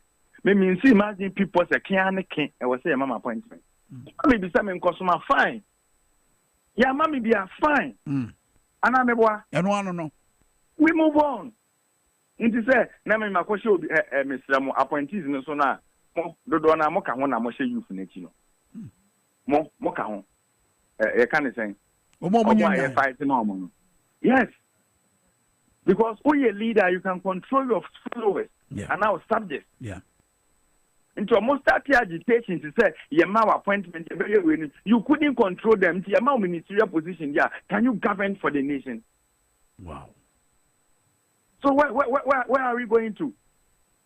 Yes, ho na omoye bi no ho. One MP wo Bejira. That's right. Hey, honorable Bejira. Mami clear wo na. But I mean on the general no ye nto ankomo no so but me hwa ma. Yes, because it is not fair. It is not fair. It is not fair. You best tremo. Ya breu. Amen. Ya bre 8 good years. The pain amakom with NDC kasa na me nkwa ni also uni. Amen. Yense mi na meti aka. Eniema bia wo se nipa nya ne bi ya hwe ye nya. Now we've gotten power. The only thing I Ghana for expected from us is to govern well. That is all. Ghanaians are not expecting much. Mon share ye. Mon mama mo no nko boko na ye ho ntre kaka ye be se ato amamo. Nti e die. No. Then 10 years, we are all politicians. Yeah, politicians. Now, so we want the party officer. You are not a leader. Then you the party office. No, you are not a leader. Because if you're a leader, you can talk to your subjects. You can tame your subjects. And you know, your boy will teach party officer. No, we're breaking news. When you had it. Eric, yeah, infancy. Your boy will teach the whole constituency party office. Until we hero, yes, sir. Wow. Yes, a hero no crowd here and who for a German back. That's what they are telling us. A whole central, some now, whole central, yes. So your best they should tone down. We love them. I am one person. I always have the grassroots attack because that is where we belong to. Appointment now, President Mahama. Look at our generation. They are involved, and these are the exact people are. You bet me and borrow more officer, master. They are all your name. This is what the people want. Do it. And to mumpe with them, I'm okay. You best remo. The John Mahama that you have a partner you didn't know. When you're Katashinipa, when you're Basabasa, or you're Sunjinipa, Moman for Asunji and an appointment. Now on for more man and said the Baya Yin and I home betray. Now, would you say, Canake? Oh, you'll be our cheat. So the married the Kwame. Very well. Mr. Das, a crack of the team Nina, and so much so much also. Sir, now won't put out.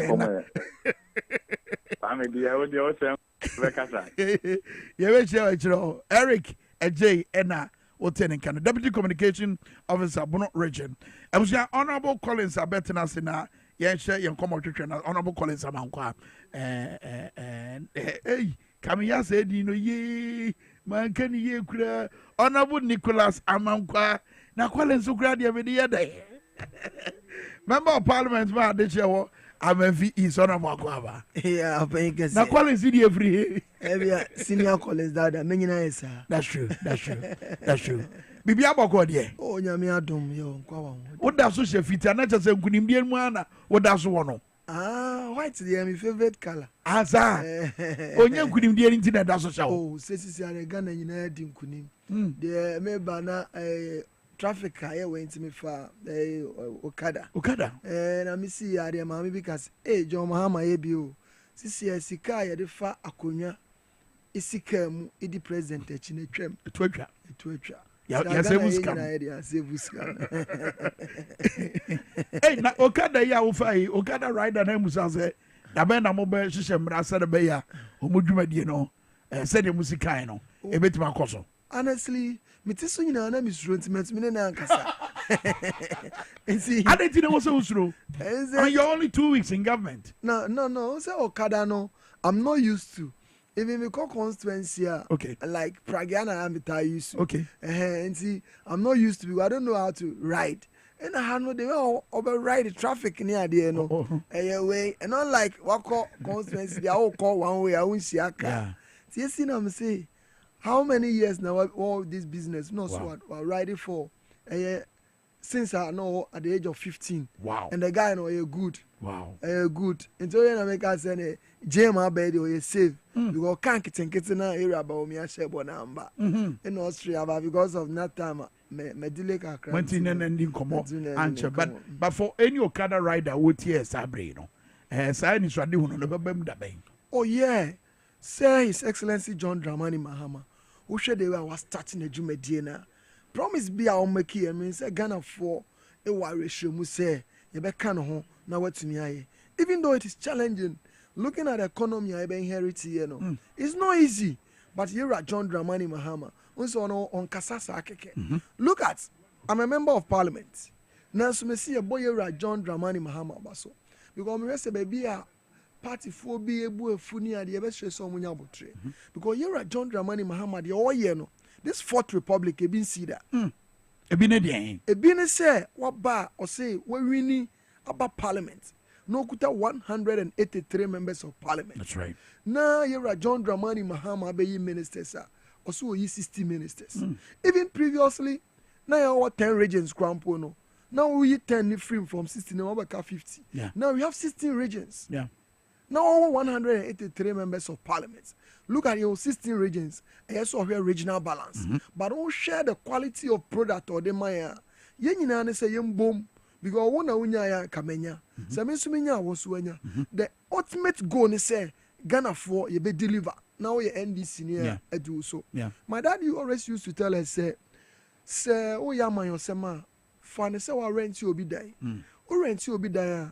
Once many a time no omodi beyond funny sports no omodi atoa no nti nso to a de na de si sport na no direct no enche na yema nti wo hide na wonim na fiewura de na nyema na obe pia ba na wo de siwa wan hwa asadem na wo advance be mama wako nti wo de ne so mo mpa ese nsuo ne be koso ato na che na ye den a wo de ne so be den be ma nti yewura John Dramani Mahama ye mom pa ye se nyame be ma na hoɔden na ɔmo manya akwanya ɔmo besom nyinaa no me fa akwanya yi so emo ɔmo trinkwa si de obia be ye dwumaden na partner tina wo cha eden a obia benya ne chefa me do be appointment ni mo but ye deal with no be a wunua no mo wo MPP a raise e wo mrahye bedwafie ententem ebi ne for instance kojo ponkroma the argument say sabre de enye nchirichi mu na Ghana for ehwe mo 2 weeks old aban no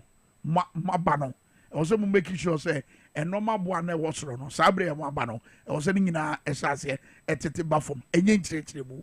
What do you make of that position now?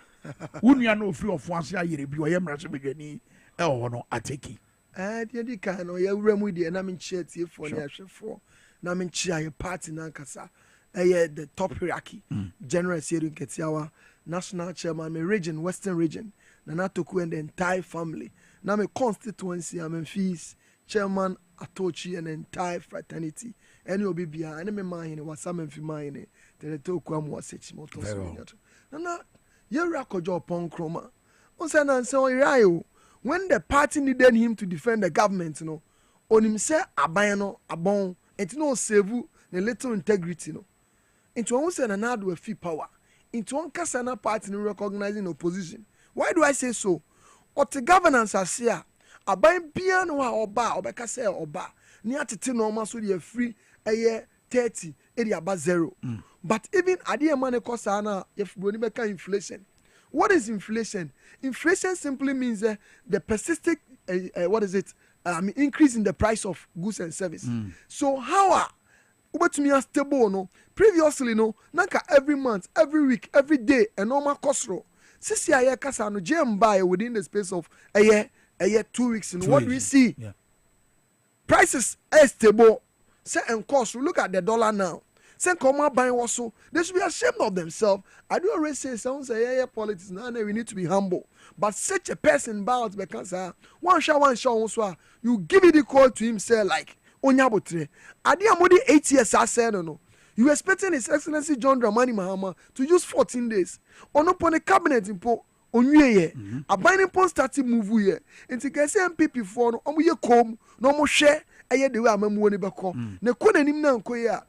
every right to criticize us. What is the they promised said dollar nana 3.8 as at 2016 on be reduce or corona say what the 8 years the could do say you're John Dramani Mahama he has promised and I will share the experience finance minister yeah in the person of Yera to force what was say dollar no cedi no yamane galope asana no mo ye no eba sounds so it will affect the price of goods and services in the country. That's exactly what we are going to do.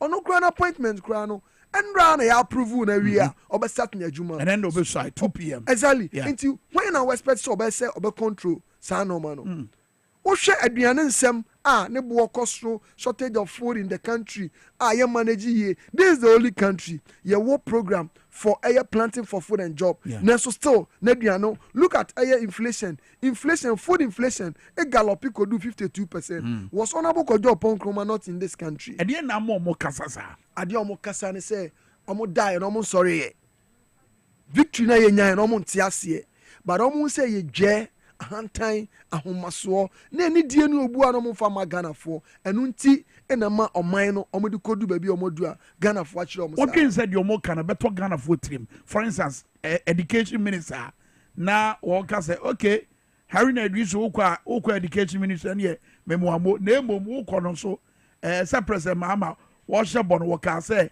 mo di sika be ma headmasters na o ma pa aduane e de ma nkoda no ye hwe say mo betima ya tie kasa no die na mo yesa being a member of parliament ono see my colleague ono no they may only say they have every right to criticize but we hear say ya Ghana for won say na wo fra broche na abana and na nsan na wo kan ban hu bi intina na do the one or the free SHS code. Look at something the moment na do yet to abayi no pe on the 8th January on the 8th December yet to abana Trent neighbor say JMA win in the panel. No one say Charles. Headmasters. Omo body omo secondary school. No starting kasa. Why? You ask yourself, say, when another was in power, where were they? Where were they? Because somebody relieved. Be free also because they know say challenges in no. But mo kano under another administration na ye nyiwe dia ye do ko baby a one sha one now some da. But even though challenges no more manage it to this level. Yera what is said Heron and Drusu fantastic experience. Look at the composure, look at the delivery, look at how I responded to question. JM is ready to reset this economy and there's a reason why when you're competent capable team obi ibebo udi wa ban we mu bia no say Anna and you yourself say to yourself, say, you are not going to disappoint. And nobody is going to disappoint. If an education, because not the system, they say, almost say, and mama specific. Yes. And yet, Tama, over education, there's no government in this history, in the history of Ghana, political party, education here and check. NDC. Ask yourself from basic. Oba Jeria Breso 92 day bano ye free bibi pavilion. Oba me constituency Amenfi East. Ye bode severally. Oko wase Kumase Afrancie. Oba eye Gromesa wase Kropo Arabic school mate. Several that was 30 Yeah. Osi school na no one man eye masters bangula account to accommodate the masters. So much me a try ye. We no Oba Professor Mose Breso ye schools under trees. Thousands of schools were built. Obama constituency, you're benefiting more. So track record way now. Ghana for sure so the two abamamo. Perfectly. Mube to me I ensure say bona mo share say modbe jai dia chef headmasters and some amomo dia aduane amankwada no. Saa de no mube to me eno na do twum so ohwe say mube to me a. Ono na ye betumi aye na be ma MPP. Nyame na si hine de. Ba mo no man no Ghana for punish your match. Why do I say so? His Excellency John Dramani Mahama. Before see the manifesto bebano. So kaya or your several engagement or engaging all those who matter when it comes to education. And teachers headmasters those technocrats they were not left out. Into what's now is the reason why Ghana for careful. They voted for a driver with experience who has license to drive. It's John Dramani Mahama is ready to take Ghana to the destination. Me no ho beton. Ni be refi say aban bi bae. Na do aban na be ya aban yen kai kra say aban bi abada. Look at aban waba. All con indicators. Adie ben otumi di giant say the year John Dramani Mahama the Jan 2016. Are you talking about the dollar? Are you talking about food inflation? Are you talking about unemployment rate? Are you talking about cocoa for? Look at when they were leaving office. Baby anama me cocoa kwaniba. If you are some fees a cocoa juma. Look at the omode here. Nothing lies about to say. Cocoa rose net to say. Omo the price of a bag of cocoa at wet marketer at the dollar rate we are near 10,000 plus. Even some common for just even 40%. Let's say to cocoa at the price of 4,000 per bag. Omo koni a to say. Into some continent fear. Yet yenya hanta nye jese omo kambie nye Ghana no mo kan bo omo nye kom no mo hwe how the system will another one still on education no fee stress no tertiary for no NPP for dine dinra wo wankasa ofie mra so be fie some ada Ghana for our for some atena wa mo makotwe mo ma school fees e bi kra de wo mo admission by no emre bi twam no mo nim se ebra no mo nim se wo mo nya sika no ya no matomada be ndam so mo nim se NDC aba no wo ma dwen yom se NDC ba betua wo mo ma no fees at least for the first time to say there mo kan wo manifesto mo ba ma anye ene haru na edwisu ka che Ghana for say se mo tua kra ye be se tua mamo wo mo se mo ni Ghana for ani niye o je sa se say say governance ase ye to obama His Excellency John Dramani Mahama o winnie man say 9th 10th of December we winning but you sworn into office 7 January o buy a system about finance system yakoko ba gift mix aban no uploadu an expenditure no we are in the month of January so the month of January no uploadu in December into the month of February no upload in January the month of December January no na Yeri Akufo-Addo so the then finance minister upload all the expenditure that will take care of the month of January. That's right. Of which it was not part of their budget.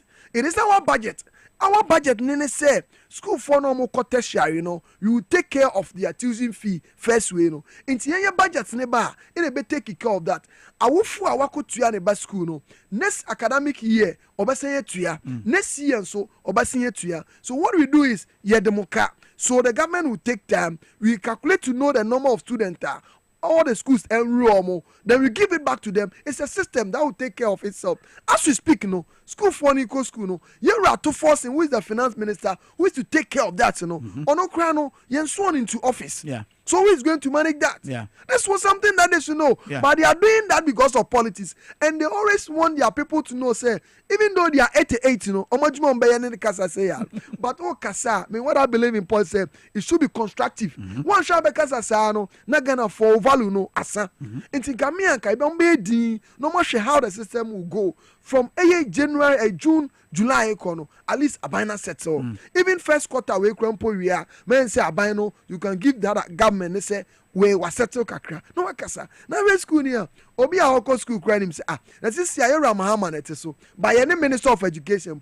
As we speak, Yera what Hernan Drusu. On your Minister of Education. Yes. Unless they are done with the process, these two. Yeah, approve no. Exactly. You best when in. Exactly. No one starting a Juma. Yeah. Okwe Juma mu krampa. Onwa or your experienced man no. No kwe na no kwe gigi.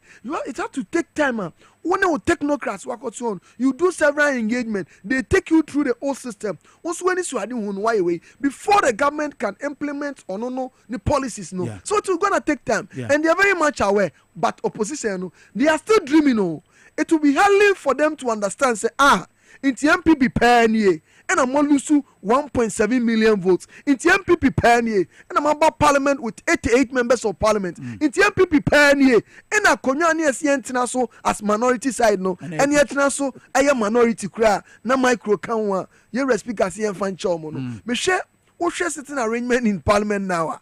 O my say V. Hey, o my say V. Wow. V shape no. O say speaker to say. Yeah. The speaker entry no the ban. Yeah. And then that main gate no. On also road them no my say. And ya come much. Ya come much 88. Inti so man kasa Ghana for nti omuka because oba parliament krampa ye nyina room ba hu say MPP for Ghana for to abamaye the NDC members of parliament ne obi obenya akwanya soma ban ye de ahobrase ani die obuo ene adwumaden e beta his excellency John Dramani Mahama ani nachi no deliver to the satisfaction of every single Ghanaian asomdwa krom how inti no man kitinkiti because na mu say before comes where are they coming from? No man kete say asrafo akotututuo na yekum egophobia na komokopo manu aduane. No man kete say party for ebe soro wabufuo mu no makwahye ties say ade omo hu nipa ye man appointment. No man kete say party for ewo framantem be kwa akose no man ewo party office. No man kete. Dia say dia sini nyina because enra na wonu anu to honyom. Say ye na assassin ye. Na assassin na hoda da. Assassin na hoda da. Assassin na do be di ade ni na nka Bruce. A uniform police personnel. On fire. Na anya circle. Na anya kanesho. Na anya gogoloshi. Ana anya mefis. Flaster house na do ni fie na nkasa. Ni na nka Bruce. A police personnel in his uniform. Omo attacking no. Then okay. Kumasi court.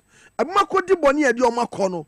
Omo to me the omo boys ne call ikoyi ni pie no, but idea different between NDC and PP say equalization boni say no yen to me fear want to throw omo into the see DwaboAse the end na me share videos bi no DwaboAse the end was very unfortunate issue idea obey akra ba kumpu ba hwe ne kwan enye but as na Kenya me say yenya president a ono the assembly see no wa condemn was investigation and koso nimpa wi wa batuo in the history of Ghana. We are in democratic dispensation, no military rule. So nanado abreso, yen ketie for ya. Let's go back to Techiman. What's in another one semda? Into the issue of what's unfortunate. Yera ya mi kwe or someone calm down. The party phone be here and yet. A bino so akasa say obia ma kumamra form. No munyabo tre. Ko wabaso be me jumaye. The obia enda da nen kwhwe so obeye bi. Oba me constituency amenfi is. Oba MPP single billboard on the way now. I'm telling you, say 2016, I was DC. But when we lost power, MPP paying for Nyankwalao. Omo nyina ba me so residency. Say your day. Ya to ba we lusu. Nti Nyankopon kwa nanim de na number. Kofie. Kofie ni podi na say wo kofie. Omo so be kofie. Na omo ba attack me. Omo kuta ma just say police officer then. No ye district commander.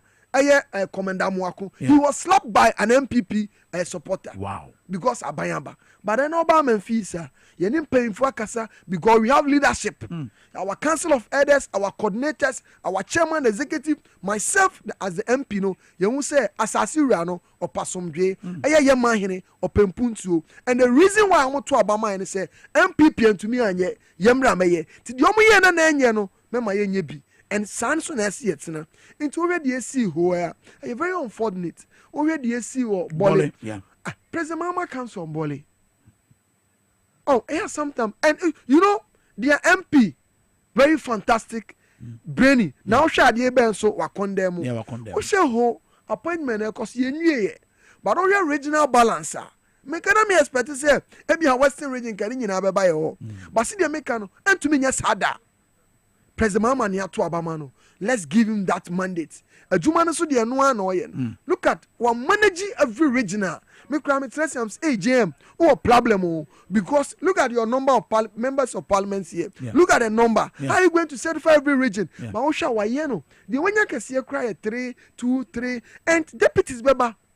It will be Umienya butre ni eni suade huni say either position or no position. You be Juma say party ni be ya akono. You be Juma say Ghana for benye gidi amaye.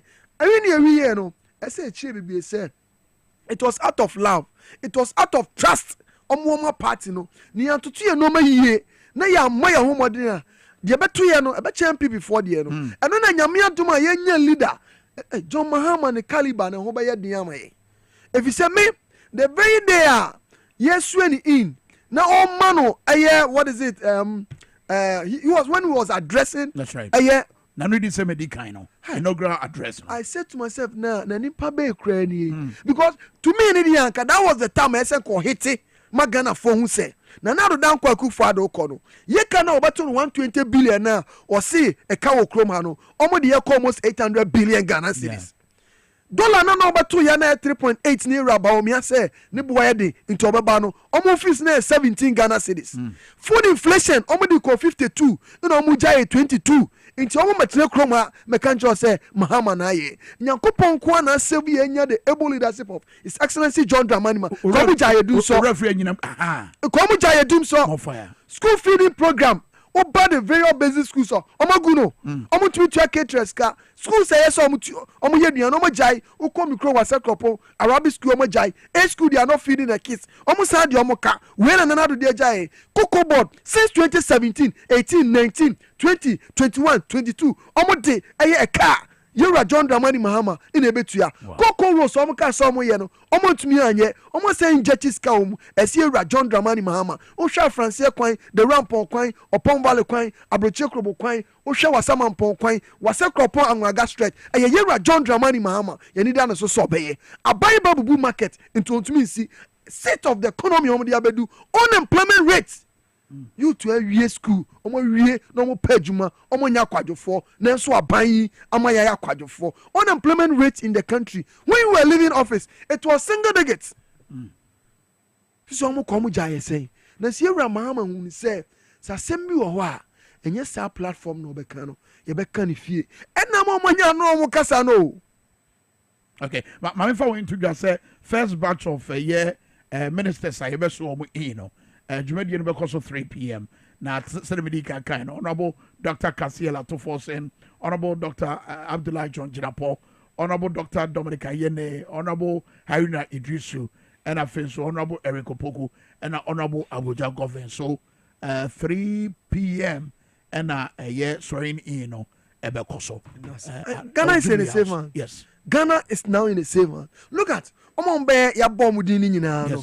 Osha almost all of them no obi experiencing ministerial position da into share here John Dramani Mahama okay ministers no okay almost all of them names are mentioned here to forcing here Haruna Drusu here Eric Opoku here why name Abuja Govern Dominica Yene yeah look at almost all of them obi experiencing a year ministerial way da into yes an MP for this year normal start kasa say and this a party you reward hard working you reward loyalty you reward experienced people o share ene amamu ayebu na you import you importation of personnel some by ministers where I mean indigenous people are omatino manim omaye campaign some party no omunim constituency how either being MPP NDC Ghana for yeah how amamu nso ananado de komu punishment Ghana for the MPP omo ka hu bi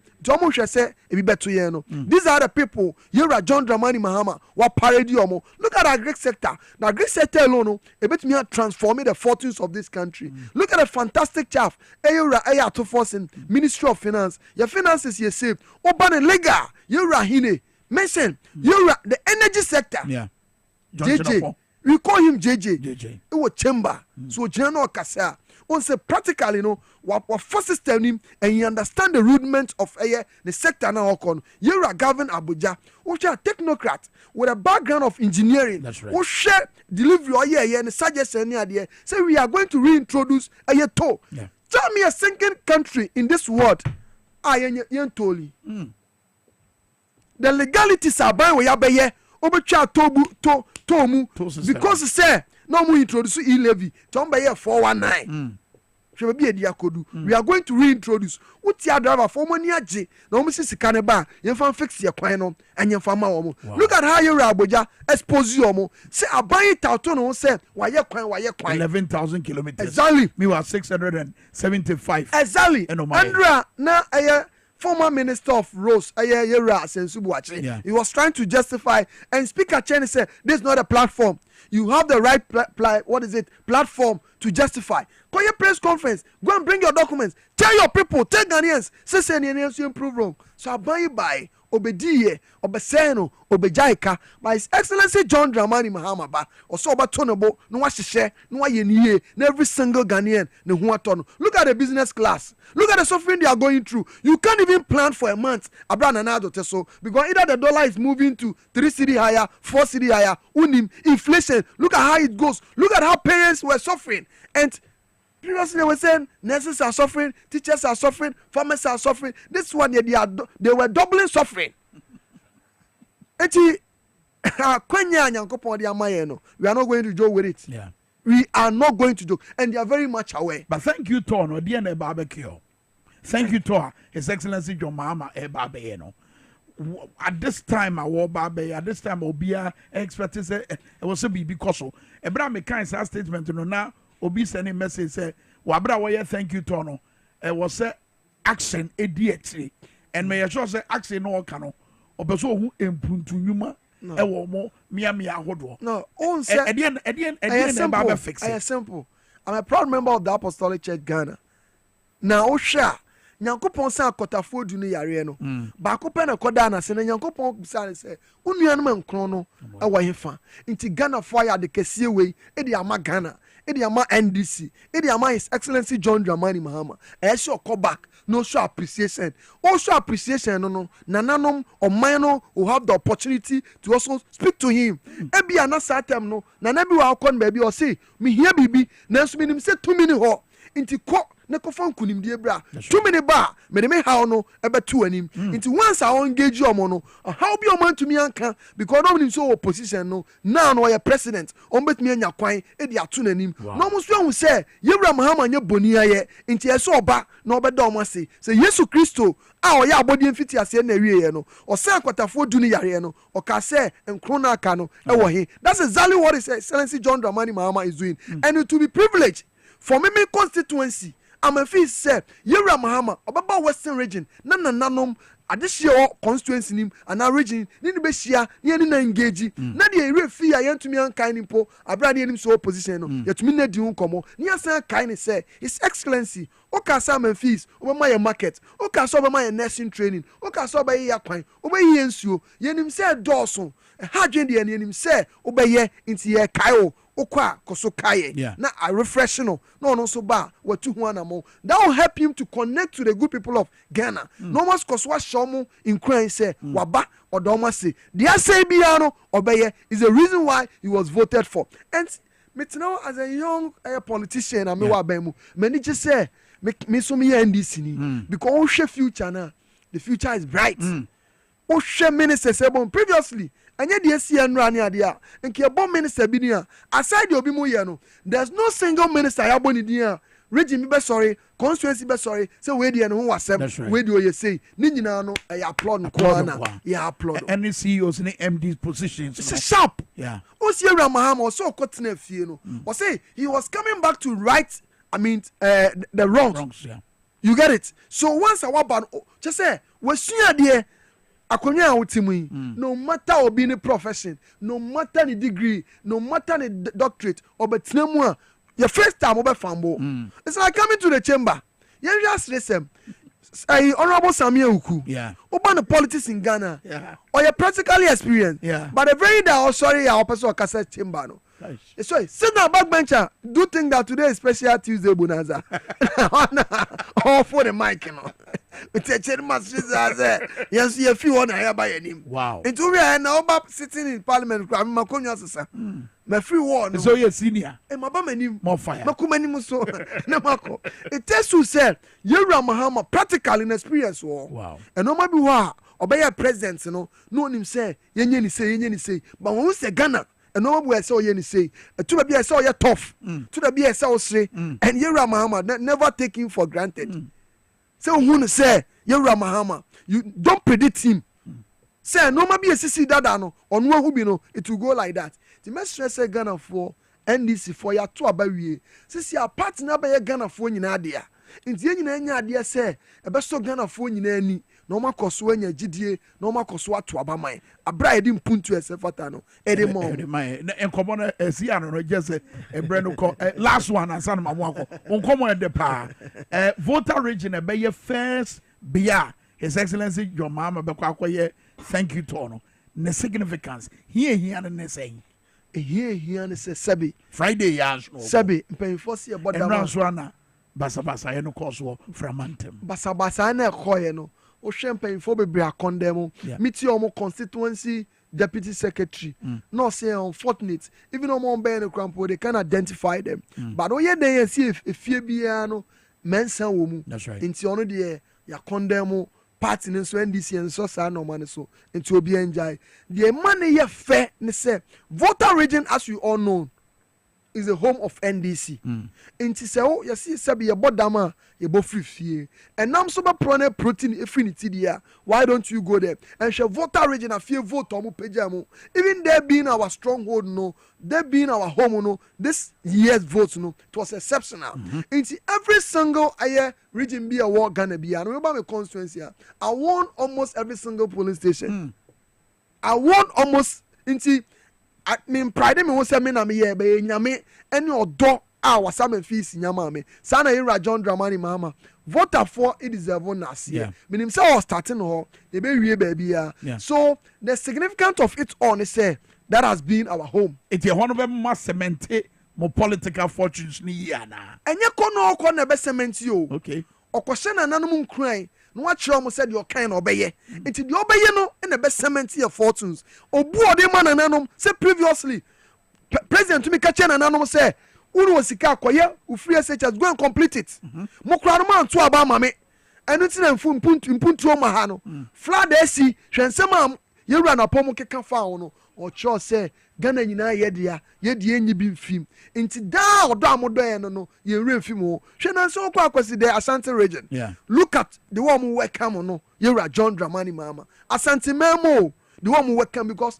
Ghana for Ashanti mine western region voter upper east upper west northern region bronga for all the regions eastern region central region obiani da no so obeye tinananom asofofo obi bia ati say John Dramani mahama the son of Gonja Obaba Yajuma, Emma Ghana, resetting agenda no, akonanim, 24-hour economy no, akonanim, a Juma so a day, a boo, na infrastructure.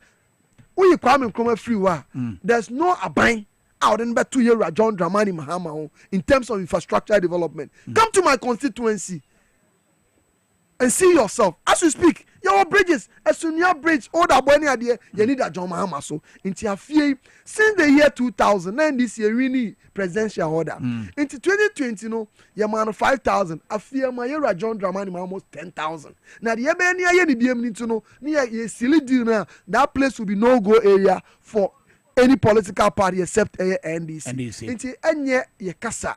Now His Excellency John Dramani Mama, he has that enviable track record to deliver to Ghanaians. Honorable Nicholas Amankwa MP, I'm a VEs, DwaboAse, and over any one that. I'm saying running that no, something did the NDC inside. I was saying I need to book. Fantastic.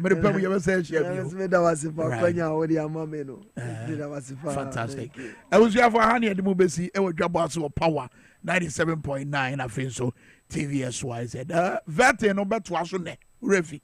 I bet was on there. Samson, I was Jubilee House around 3 p.m. Yet the Anibe Koho, na Yashe, send your swearing in, ebesi akoso mo afidie no ɛna TVS YZ ɛna power 97.9 yɛbɛhyia